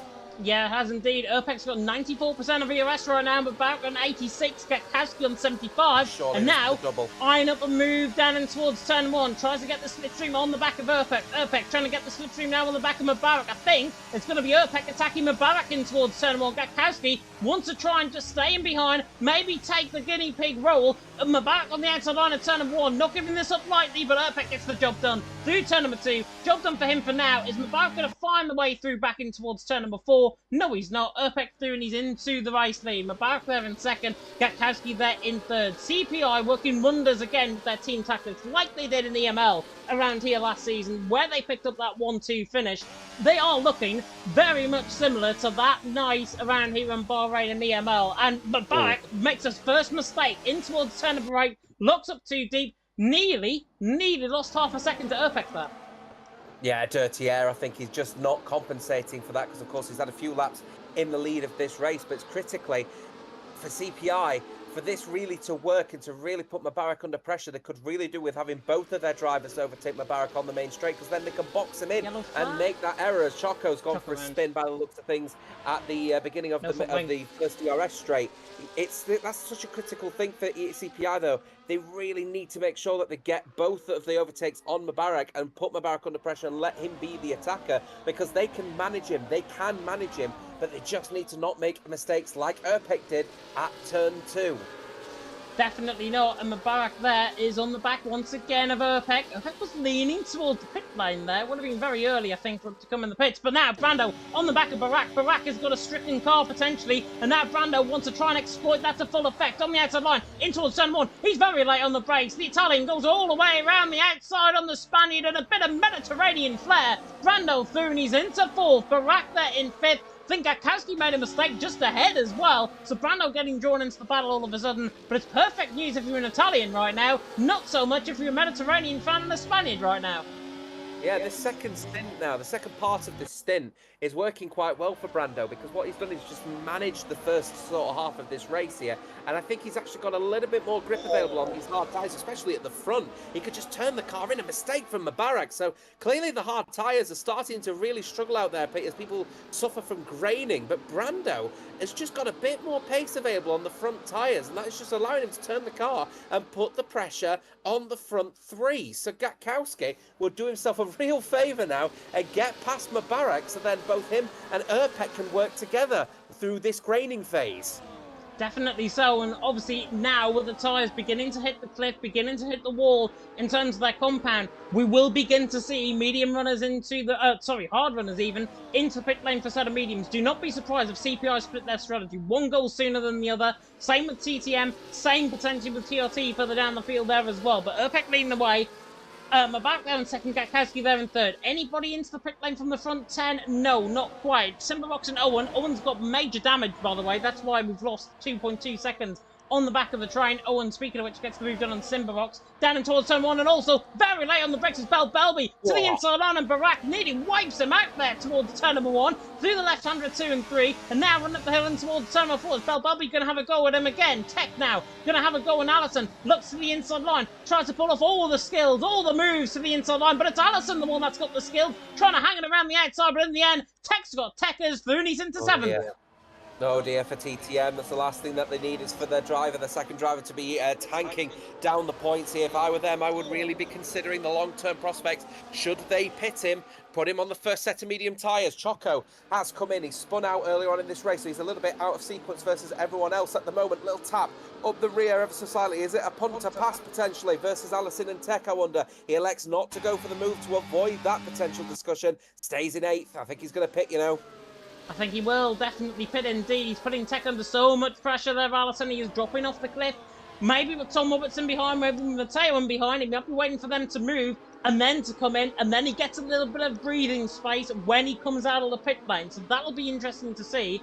Urpek though leading the way, Mubarak there in second, Gakowski in third, and it's Brando, Barak, Belbelby, Tech, Allison, Tom, Matteo round up the top 10, and it's Owen, Simbarox, Damien, Dan, Nicole's top 15, Justin, Jordan, Cameron Dowd with that drive-through penalty early on down at 18, Choco there down at 19, Mubarak pulling out of the slipstream, wanting to get potentially just to cool down the tyres, and now Gakowski looks to move down in towards turn of 1, Tom gets the move done, Allison maybe down in towards turn of 1 as well, they're still side by side, in fact Tom gets the double overtake, Tech that to the inside line, be careful guys, do not want to make contact coming out of the corner, Allison now, and Matteo looking to try what he didn't do in Miami, gonna go for a 4 wide move down in towards turn number 3, in the end car manager to stick, and Matteo gets 1 at least, Allison down to P10, now Matteo and side by side with Tech doesn't get the move done, but in the end Tom through into 7th, beautiful double overtake, Tech there down into 8th, and Matteo looks the inside line and turn number 8, tries to get the job done on the back of Tech, doesn't manage the move, and in the end Matteo was looking for Miami 2.0 there. Tech's had a really good race, to be fair. He's managed it quite well for BRT, and the points haul will be minimal for BRT this week, but at least it's not going to be an absolute killer thanks to Tech's racing tonight. Matteo's done a decent job for ET8, but Allison is falling like a rock at the moment. He is just not comfortable out there, and I'm not sure why, because he's been managing his ERS a little bit better, but I don't know if he's just burnt through his tyres, perhaps. He's not comfortable out there. TTM have got to say, we're boxing you, we're getting you off these... Oh, he's just understeering off a cliff. He needs to get in and get off of these hard tyres. He's not comfy out there. Yeah, but remember, the mediums and the soft compound tyres barely have, as Jonah Martin's saying that in the chat, barely have much tyre wear to go on compared to each other, compared to the end of the race. So you're going to be seeing drivers going beyond lap 20, 21, 22, just to get on Trisetta mediums toward the end of the race. Mubarak overtakes Urpek for the race lead. Urpek, though, very late on the brakes. The Italian forces the lock up there on the Swissman with the Red Bull's car, but in the end, Mubarak through, and he's into the race lead. Is Urpek going to go for the move up the hill in towards turn number 4? He might have to. He's too speedy coming out of the corner. In the end, backs off. Gakowski backing off as well. Brando being brought into play in all of this as well. And look what has happened. The front 6 now beginning to split the train. As soon as I said that, though, Tom Roberts is back within a second. Yeah, I mean, it's absolutely fantastic at the moment. Tom has really sort of come to life here. I'm thinking him and Brando have been really looking after their tyres in this first stint, so we're starting to see their races now begin to come to life, while Barak, Belby, and even Belby and the likes of Allison are all struggling here. Tech has done a decent job with his hard tyres as well, actually keeping honours even at the moment with the likes of Matteo, who of course is still trying to race at the moment with Tom, but Tom managing his own. And the first 3-second penalty of this race, it took 17 laps, so the driver's been well behaving as regards to the track limits. FRT Simba rocks. Yep, Simbarox indeed. Not sure who was reporting that Owen had damage. He's on the back of the DRS train now. And Simbarox is also on the back of the DRS train, so somebody's been telling porcupines and trying to have us on in the comment section, I think. Then Mubarak out on top, Urpek second, Gakowski in third. Whether or not we're going to see early pit stops, though, remains to be seen from these hard runners. Is anybody going to bail and get the advantage out on track and face the wrath of the guys on the mediums later on in the race? Everyone is treading through for another lap once again. Belbelby sending the sight on Barak. Matteo sending the sight on Tom Roberts. These two now down towards turn 1. Tom Roberts, ex-PSGL PSF2 champion. Matteo, ex-PSGL PSF1 champion even. And the Italian gets the move done on the Brit. So Matteo through these into 7th. Tom Roberts there in 8th. But Tom, I mentioned earlier on about his experience, about his form coming into tonight as well. Not surprised at all that he is in the top 8 right now. And given how Team Chazoo were going right now, Cameron Dowd's out of the points, down in P18, a race to forget for him with a drive-through penalty. Tom Roberts still in 8th position. This could be a race to remember for him, because I remember around here in EML, he is very good in terms of saving his tyres. He is very good at picking out his moves. I wouldn't expect him to be 8th position come the end of the race. Oh, I wouldn't expect Tom to be in the 8th, to be honest with you, down in 8th at all in this race. Chazoo have just had an absolute stinker. The unfortunate thing for them is that their nearest competitors, BRT, have also had an absolute stinker. The issue is that one of their drivers is right tucked in behind him. So that just goes to show how close it is between the two teams. The thing is, though, however, is TTM of doing a decent job with Mubarak on his first race for the team as well on his return as FRT Dan, the other driver penalty receiving. The driver receiving a penalty as a result of track limits violations, the other FRT driver in that scenario. But Mubarak leading from the front, Allison barely keeping it in the top 10. Here come the first pit stops. And the first pit stop to be made by Barak, by Matteo into the pit lane. Look at this though, 3 wide down the straight towards turn 1. Gakowski trying to go all the way around the outside on Urpek, all the way around the outside on Mubarak. Doesn't work, but Urpek is ahead of Mubarak. CPI now putting their plan into action. Is this plan A, B, C, or D? Who knows? Mubarak though is going to fight back up the hill in towards turn 4. Looks for a half-hearted move in towards turn 4. Puts him offline now coming through 4. Gakowski will be right on the power. Drivers, though, going for a set of soft compounded tyres. Barak, Matteo, all into the pit lane. Matteo and Cameron Dowd are going to be fighting side by side coming out the pits. And in the end, Matteo was ahead of Cameron Dowd. So the ex-PSF1 rivals from PSGL down there in 13th and 14th position. Much fresher tyres, of course, for Matteo. But Urpek leading the race now on lap 19 out of 29. Mubarak second, Gakowski there in third. Set of soft compounded tyres obviously the drivers feel that they're good to go on. Mediums are now completely out of the question, it seems. So, set of soft compounded tyres, everyone going to be on that tyres. Barak and Matteo are really cutting into the advantage on the back of the train. Yeah, they are absolutely, because they've got that little 13-second gap, haven't they, between them and CPI Jordan at the moment. And the gap for the penalty you take from having a pit stop right now is around 20 seconds. At the moment, Barak is 22.1. He was 24.1 at the start of this race. He's found 2 seconds and he's climbing at the moment as well at a rapid rate of knots. It would be really weird if anyone elects not to go for this, because the undercut is very powerful. Mubarak is straight in, no surprises on that one. Alassane will stay out because he has to with his teammate, but CPI have kept both of their drivers out, and I'm not sure exactly as to why. The soft tyres are flying at the moment. Let's just see at the moment where the rest of the field are going to be when they leave the pit lane here. Keep an eye out, of course, on the front runners that made their pit stops a little bit earlier on in this one here. Mubarak is now leaving the pit lane. Here they come. Are they going to be able to get in this position? Barak gets the jump on Mubarak, and Mubarak is now in third as a result of this one out of the soft tyre runners. The soft tyres are absolutely flying, and Barak knows it. He's made a mistake at turn 1, and he's just taken the L and gone straight for it. They're flying out there. CPI are in trouble. CPI are in trouble, but they will have fresher tyres towards the end of the race. Whether that counts for nothing, though, remains to be seen. They're going to have to pit somebody now and somebody the next lap around. They cannot double stack. Surely that would be like literally jumping off a cliff, I think, in terms of your tyres. Lap 20 out of 29. Urpek and Gakowski, first and second. They need to come in the pit lane, but which one of them will be in? Mubarak has ended up in an FP3. So Urpek and Gakowski are going to be losing so much time to this train. They might even filter out where the likes of Tom, Tech, Owen is right now. Cameron Dowd's also in the mix as well on that set of hards. So Urpek and Gakowski, no matter where they're going to come out, they're going to come out all the way down this train. And it's Urpek the one that comes into the pit lane. 1 lap too late for Gakowski. It's 2 laps too late, in my opinion, as well. But they are going to have the fresh tyres towards the end of the race, which is very important. They wear off at about 5 or 6% a lap. So it is going to be really keen to see how Urpek manages this and where on earth he is going to come out. We'll ride on board with the leaders, though. The net leaders are Barak, Matteo, Mubarak right now. Running down in towards turn 1. Mubarak setting his sights on Matteo, setting his sights on Barak as well. 3 wide down and straight towards turn 1. And there goes Mubarak to the inside line. 2-4-1 for the pad go. Job done into turn 1. Mubarak through even into turn 1 on Matteo. Job done for him. Barak now under pressure as well from Brando. And Urpek has came out exactly where I said he would. Oh, that's just so poor from CPI. Why did they think the overcut would be perfect? That's just such a ridiculous call from the Cedar Phoenix Igniters. They've absolutely bottled this with Urpek.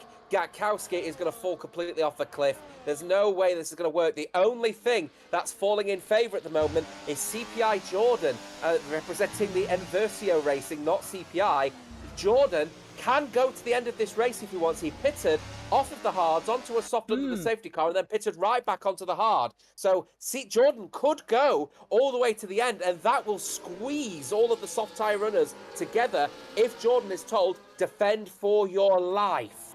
And he probably will get told to do that as well. And do you know what? It's probably the call right now. EVE have got Bell Belby in a current net P5 right now. So this could be potentially important if he was to bring himself completely into play. Jordan doesn't come in the pit lane this lap. He is definitely out there for Bell Belby. And that's exactly what he's doing. He is out there for Bell Belby. He is out there potentially to bring all chaos and all carnage here in Bahrain on lap 22 out of 29. Oh, Jordan leads the way. Mubarak in second, but Barak defending to the inside line. Brando now to the inside line, trying to get the job done. In towards turn one. The Italian and the Spaniard fight once again through turn number one. Naturally going to get the switch back out at two. Brando on the much fresher tyres, the lap fresher tyres compared to Barak, but it's Barak that holds him off. And now Belbelby all of a sudden is going to have a go at Brando, and it could be like 2 for 1. Down in towards turn number 4. Brando goes very deep into turn number 4, tries to get the job done. He is ahead though of Barak. Belbelby all sideways in the background as well. Jordan leads the way, 3.3 seconds. They are carving into this advantage.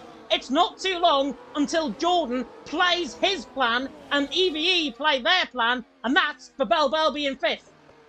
Yeah, Brando acted that one perfectly, just like Marlon. Absolutely perfect going through turn 4, and they absolutely nailed that one as Urpek is trying to get his move done on Belbelby, who's actually gone ghosted as a result of that potential collision that happened at that corner. Going through the left-hander, will he go later on the brakes? Urpek, he will. They're banging wheels through here. Urpek, no CPI, have absolutely bottled this race with a poor strategy, and now he's just trying to beat his way through the standards. He's up to 6th.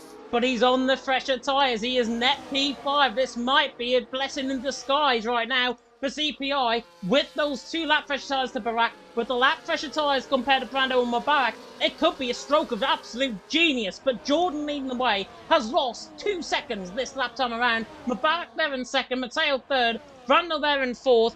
Split potentially could happen between Brando and Barak. Do not forget about that as well. Belbelby now on the attack down towards turn number 1.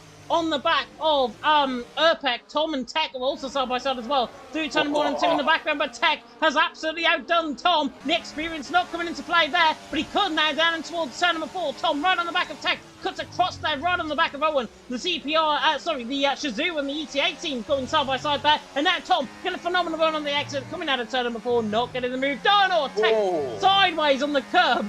Just about Tom avoids contact, and in the end, Tech there in 8th position, Tom there in 9th. Jordan now leads the train, but this is in for Belbelby.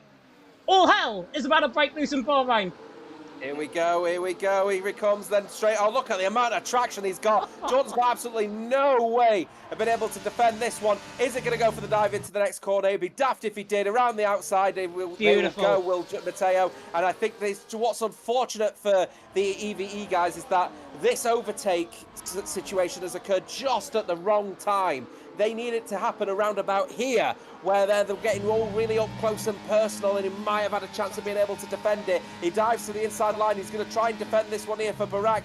Barak will get the DRS, but so will Jordan. That's the critical thing. But fortunately for Jordan, 22% ERS versus everyone else at 50, 60 plus. Here comes Barak, gets that move done. Urpek will get that move done. Gatkowski gets the fastest lap of this race, and what will feel like just a waste of 2 points in comparison to what they had. Going down the inside line will Urpek, and defend from Jordan, who was just going to have to give the position up. He tried his hardest, but it just happened at the wrong time. It has happened at the wrong time, and now Owen and Tech are side by side right on the background. Gatkowski right on the back of this train as well. Looking to the outside line on Tech. Surely not around the outside of turn number 4. Go on, son. Gatkowski around the outside. Gets the job done. Brilliant stuff by Gatkowski. That is absolute marvellous, and that's what the pace to be on a fresh set of soft compound tyres. And look at this. He nearly goes up the inside of Owen as well. Now forces him into a mistake. Tech back into play in all of this battle as well. But that was beautiful from Gatkowski. I don't care he qualified in pole position. I care more about that move. It was insane from him. And now fighting aggressively Jordan and Owen.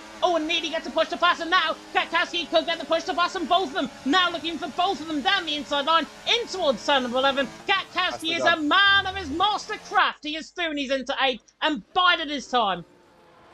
5 laps to go. These tyres will obviously go the distance, but they'll go further than a lot of the drivers out on the field at the moment. Matteo on 5 lap old soft tyres now are going to start to feel very old indeed. Mubarak 1 lap younger. Brando 1 lap younger. Barak 5 laps old. Urpek 2 laps younger. So of course CPI are still going to try and chase this down, but I still don't think that they have got any shot of getting both of their drivers on the podium as it stands. They got a half 5 more pace than this one. Urpek, is he going to look for the move against Barak? No, Barak in fact is looking like he's going to put pressure on Brando. Going into the corner, Urpek goes for the late breaker anyway. Might have caught Barak napping, but stays in P5. He stays in P5, but now he gets a phenomenal run. Coming out of turn number 3 up the hill, in towards turn number 4. Is Urpek there? Going to go all the way around the outside of turn number 4. Very late on the brakes, too late on the brakes. Surely Urpek around the outside. Oh, that was masterful. Absolutely sensational from Uppbeat. Overtake of the season in my books, that Uppbeat through, and he's into fourth. I thought he got that completely wrong. Into the apex of turn 4, but in the end there's a mistake. I think Brando makes contact with the back of Matteo, force a bit of a Constantino effect. Barak now on the back of Uppbeat. Uppbeat now under pressure from Barak once again. Belbelby getting into brought into play, and now Barak has gone absolutely haywire. 9/10 of a second the gap. Matteo's in DRS range still, so they're trying to fight. Belbelby trying to fight with Barak to the inside line. Through turn number 11 as well. Oh. Bit of side-by-side contact there. Gatkowski, Tom Roberts coming into play as well in all of this. Mubarak had the opportunity to get a second away from Matteo. Why didn't he? Yeah, why didn't he indeed? Brando getting a collision with Matteo going into that corner meant that Uppbeat had to hold off a little bit. Barak couldn't get that position done. Gatkowski needs to get P5 urgently if he wants to get any possibility of CPI potentially in there. He's using overtake. He's trying to get it done on Belbelby. Will he get it done on Barak as well? Here he comes. DRS, hot lap. He's got the speed, but he hasn't got the electrical energy. Gets the move done. Belbelby's lagging, but that move is all done and dusted.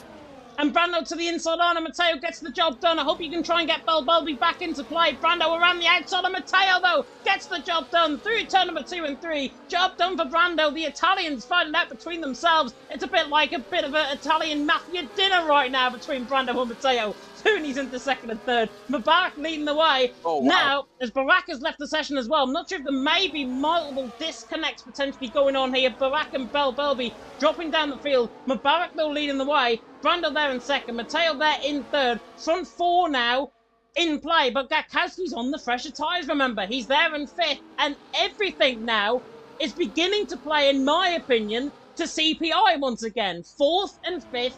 They're on fresher tyres compared to everyone else ahead. Unfortunate with the disconnects for Belbelby and Barak, but in the end, Uppbeat and Gatkowski, fourth and fifth. Is it going to get tactical? That's what I'm thinking in the final 3 laps. Yeah, Belbelby back in the lobby as well. A couple of disconnects occurring there as well. I think it's just going to be local to them on this particular scenario. Barak also back in. Uppbeat getting closer and closer to Matteo. I said specifically here as TF10, I say 2 connects in 20 seconds. So they're saying, oh, there may be a case here, but it's 3 laps to go in this race. It'd be a very quick sprint indeed if they decided to bail on that one. Uppbeat is getting closer and closer and closer. He'll have to go around the outside of 1, of 2. Is it going to be a 3? He's boxed in. Late breaker from Brando versus Mubarak. It's 3 wide going through the corner.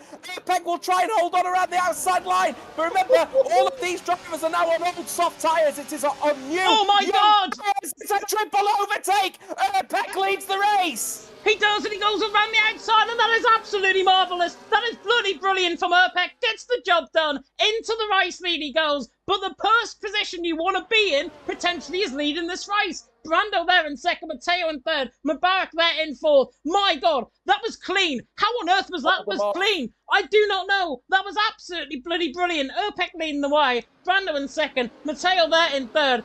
Holy moly. Great bit of movement, great bit of work from Uppbeat. It's all about Gatkowski now. Uppbeat has got the tyres. He's got the tyres to stretch a lead and get ahead of the 3 of them, but he would be wise to hold them back, put them under pressure, maybe make them make a mistake. Wow, I'll get my words out eventually.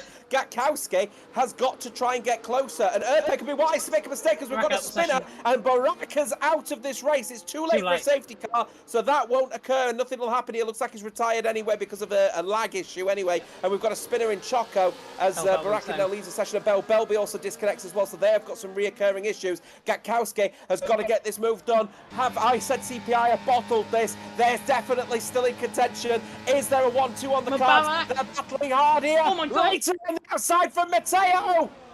And Mubarak to the inside line as well, goes inside of each other as well, and now they're side by side. Mubarak's ahead of Matteo and Brando, and now Gatkowski's coming out of all of this as well, and it's about to go side by side, potentially 3 wide, down in towards centre 4. The camera work is shoddy, but it's still brilliant racing. Uppbeat leading the way, Matteo in second, through, and he's in on Mubarak there in third, and now Brando in the mix. Gatkowski within the inside of turn number 6 and 7. Just about gets moved on. McJoyn's on track. Brando may have a little bit of damage on the left side end plate. Tom now coming into play. The experience all coming into play. Now Tom and Brando are going to be side by side through on the final lap and a half of this race. Uppbeat leading the way. Matteo in second. Mubarak in third. Yeah, but Gatkowski's tyre's starting to fall off. He's losing the rear ever so slightly. More retirements here. Belby retires. That'll be from a lag spike issue as well. In this one, we've got a pitting car as well. I believe that's Choco in there as well as he Carspay returns into the pit lane. Oh, a little mistake there from Mubarak on the curb as well. His tyres are now falling completely off the cliff. Gatkowski, he's not comfortable, but he's certainly in a better position. Brando and Owen getting into a battle. What a race from Owen it's been, by the way. Back of the grid up to P7. Great race from him as well. And ET8 suddenly in for an opportunity to earn some big points here. Mubarak trying to hold off an attack from Gatkowski, but I think it's only inevitable. We're entering on our final lap of this race.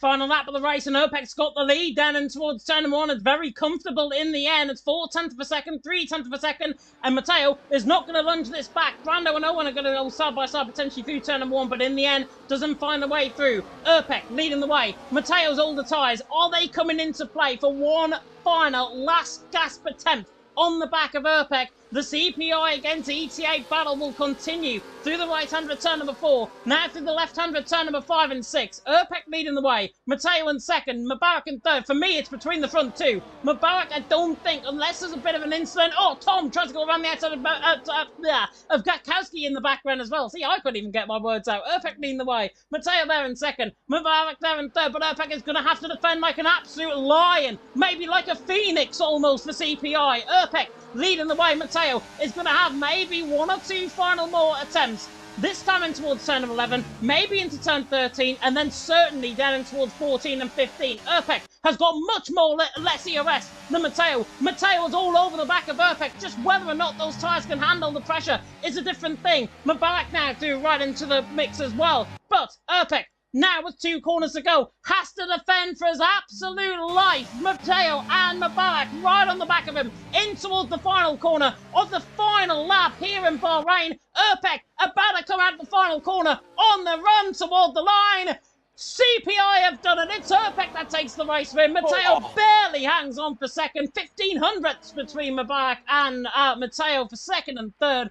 Gatkowski in fourth. Tom there in fifth. What an absolute brilliant racing. Even the Alpine is getting a little bit spicy there on the down lap. But Opek takes the race win. CPI, what did I say? I said it could be literally a roll of the dice and it could be absolute genius. Genius is what they've proven to be. CPI on top.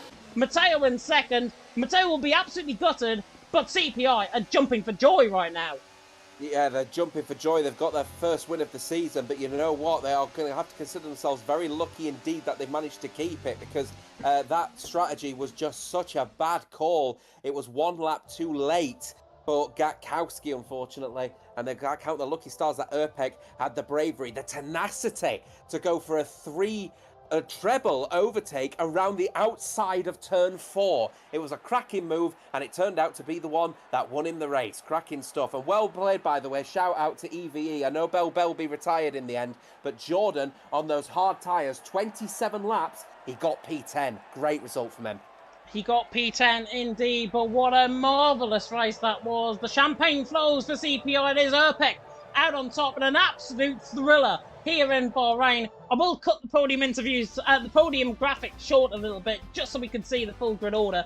Opek in the end out on top. From Matteo there in second. Italian 1-2. If you're an Italian right now, you'd be very happy with front 2. Mubarak there in third. Gatkowski there in fourth. Great result for CPI. Then in fifth, it's Tom Roberts. Brando in sixth. Owen there in seventh from 20th on the grid, potentially driver of the day. Tech there in eighth. Allison in ninth. And Jordan ran up the top 10. Brilliant result for EVE. Damien there in 11th. Simbarox in 12th. Then it's Justin, the Colsos, who I don't think even got a mention in that race. Dan there in 15th. Cameron Dowd in 16th, continued on, shy of the points. Belby retiring as well as Barak, Choco, and Quantum, of course, crashing out on that ball and causing that safety car. In the end, though, fantastic racing out on track. It's Opek that takes the race win. In the end, second, it is Matteo, and in the end, as third, as Mubarak on his return. Didn't quite complete the double, but in the end, what a race that was, Jota.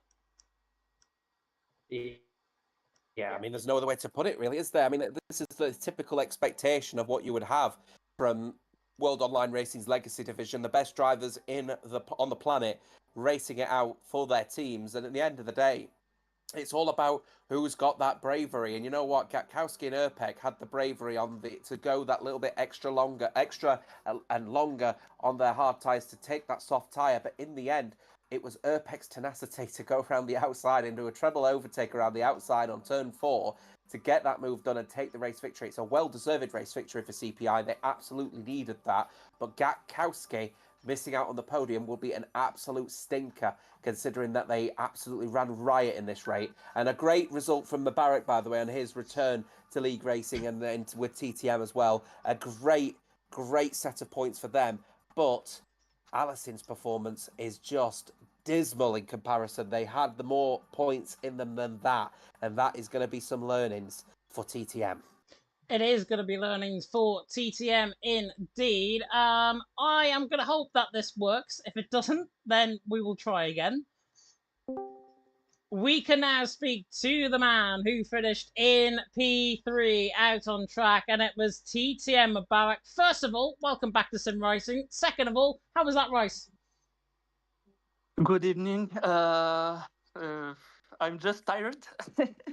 It was my first race since 7 months, and honestly, I'm just happy. And yeah, I couldn't do more than this tonight. I did my best. I'm a bit angry about my quali in Q3, but yeah, the race was okay, and I think my inexperience um, say that I can win tonight because I wasn't really ready for the fight. And congrats to Erpek and Matteo. Yeah, Uppick and Mateo certainly deserving a P1 and 2 out on track, but talk us through your race because in the end, it was a bit of the tale of two halves. You ended up pinning a little bit early in the second half of the race. You ended up fighting with the likes of Matteo, the likes of God knows who else out on track as well. But just talk us through how good it was to be amongst drivers that you're very familiar with, of course, from PSGL. Yeah, I think honestly, I did. I'm still. I have my the F1 is it's my passion. So when I decided to retire, I still races. I did some races without setups, but I see how looks the game. And when I saw some good names that I fighted last year in PSGL in WOR, I was like, I don't know if I can do something good tonight. But honestly, when I decided to join TTM, I said to you that if I should come back, it's in Bahrain because I won last year. And yeah, I'm happy, and I'm looking forward for the next races.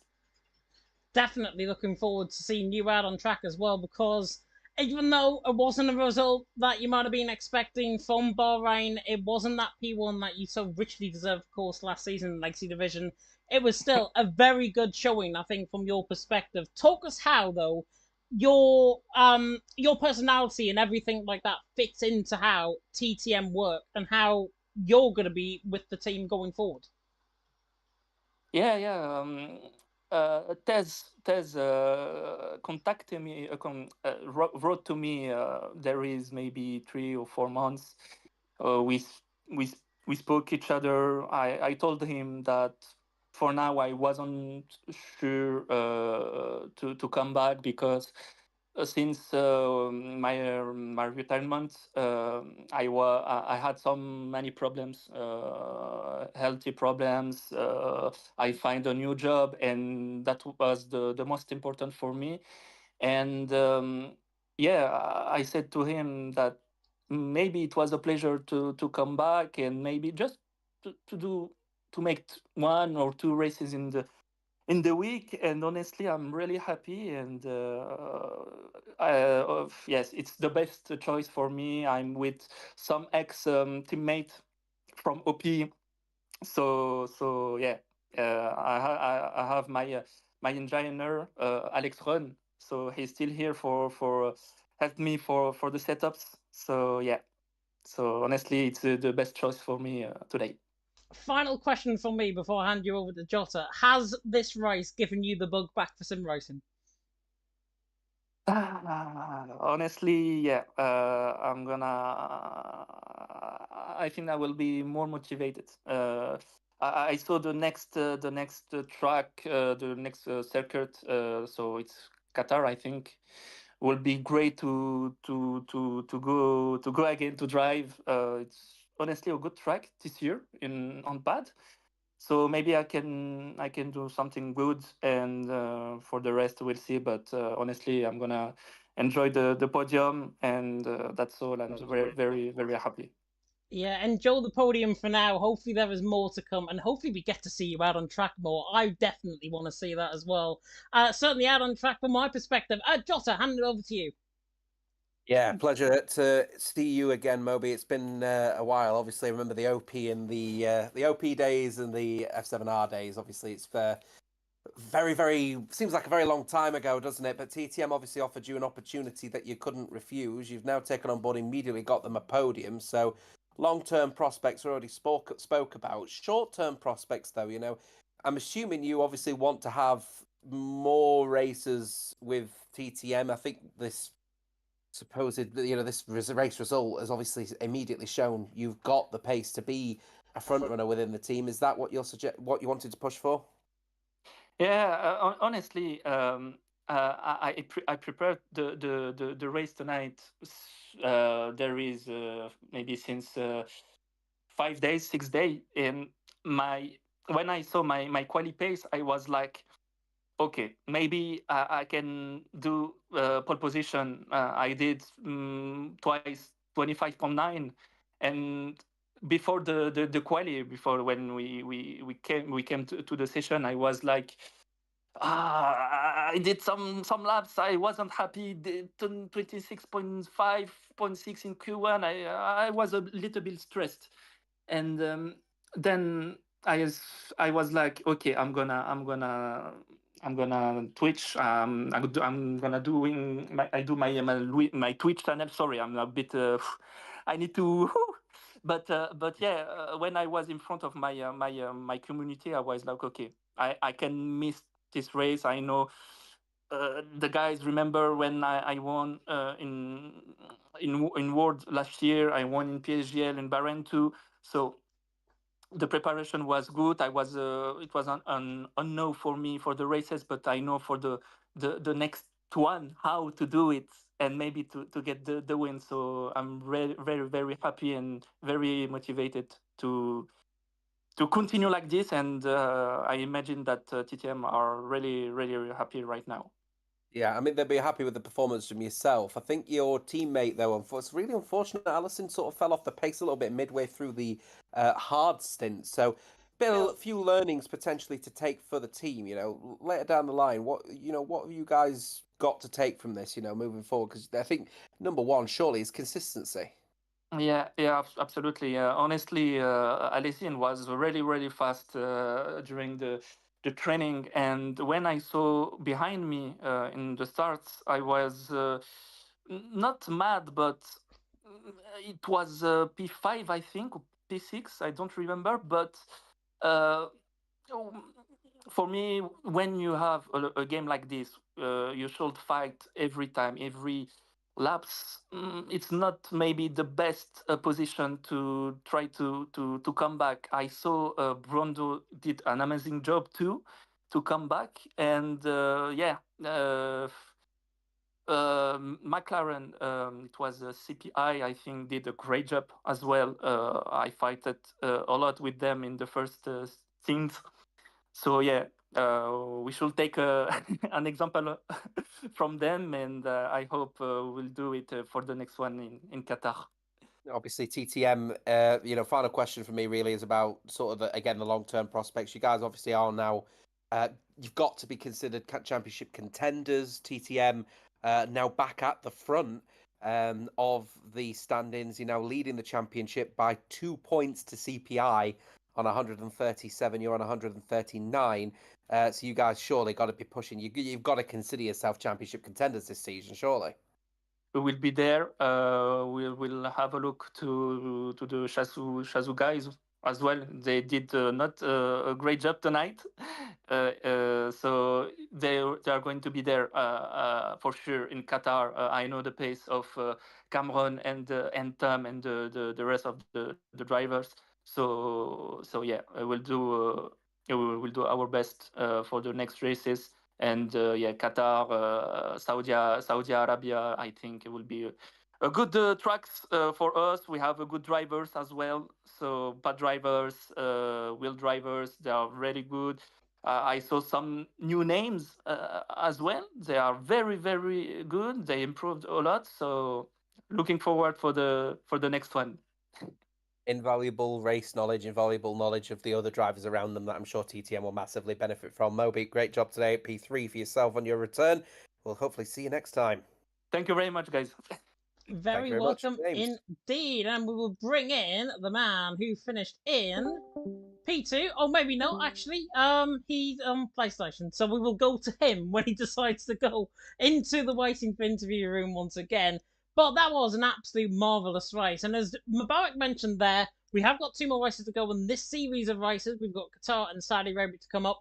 Qatar, I got the impression there, to be honest, from Mubarak, that he could be one of the two drivers for TTM going into next week. He's had good pace around there in the track before. He's been placed on the podium around there before.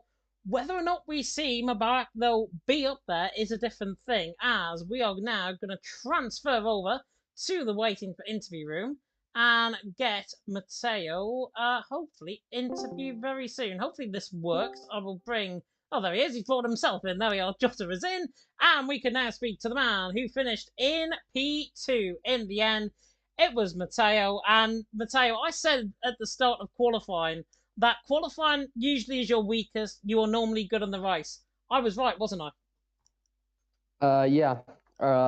First of all, this race didn't really start in the right way because pace looked actually decent in qualifying, but then this morning I got sick, so basically I hopped on the PlayStation at like 7 my time. So yeah, not much time to do the last practice sessions. But yeah, we made it work in the end. Not the ideal start with my teammate getting knocked out in qualifying, but qualifying could have actually been better because I don't know if you saw it, but I invalidated my last Q3 lap in the last corner, and that would have been more or less P5. But you don't win races with if, buts, and maybes. So it was still a good starting position. And yeah, first scene wasn't that good, but throughout the laps, I found my rhythm, made moves, and with a good strategy, we got P2 in the end. Yeah, P2 in the end, and it was very close between you and Mubarak on the run to the line. I think 15 hundredths of a second in the end, separating you both coming across the line. How good was it to be alongside him once again in a battle, in a competitive race? Because from Mubarak's perspective, he absolutely enjoyed that, and it looks like he's picked up the bug again. Yeah, it's obviously good to see him back on track once again, especially here in Bahrain. He's really good at this track, so it was nice to beat him because yeah, he won in here last game in this event, so that shows that he's one of the quickest drivers on the game in this track. So yeah, I enjoyed battling with him once again, especially because today basically the entire race was actually clean from all of the drivers. So yeah, definitely an enjoyable race, and especially with the return of a driver like MOBA. Yeah, I can definitely hint a bit of smugness there kicking in from Matteo. I heard it in his voice. He's very happy with getting P2 over Mubarak, that is for sure. Joss, I'm going to fire across to you. Any questions? Yeah, no, just one question for me, Matteo, if you don't mind, pal, because obviously the performance from you guys had been all centered around that second stint on the soft tyre. You and Owen actually really kicked it off quite well, and ET8 have earned some big points tonight off the back of that. So for yourself, though, cracking podium, was the race win potentially on? Do you think you could have held it off if it weren't for that excellent overtake from Urbeck?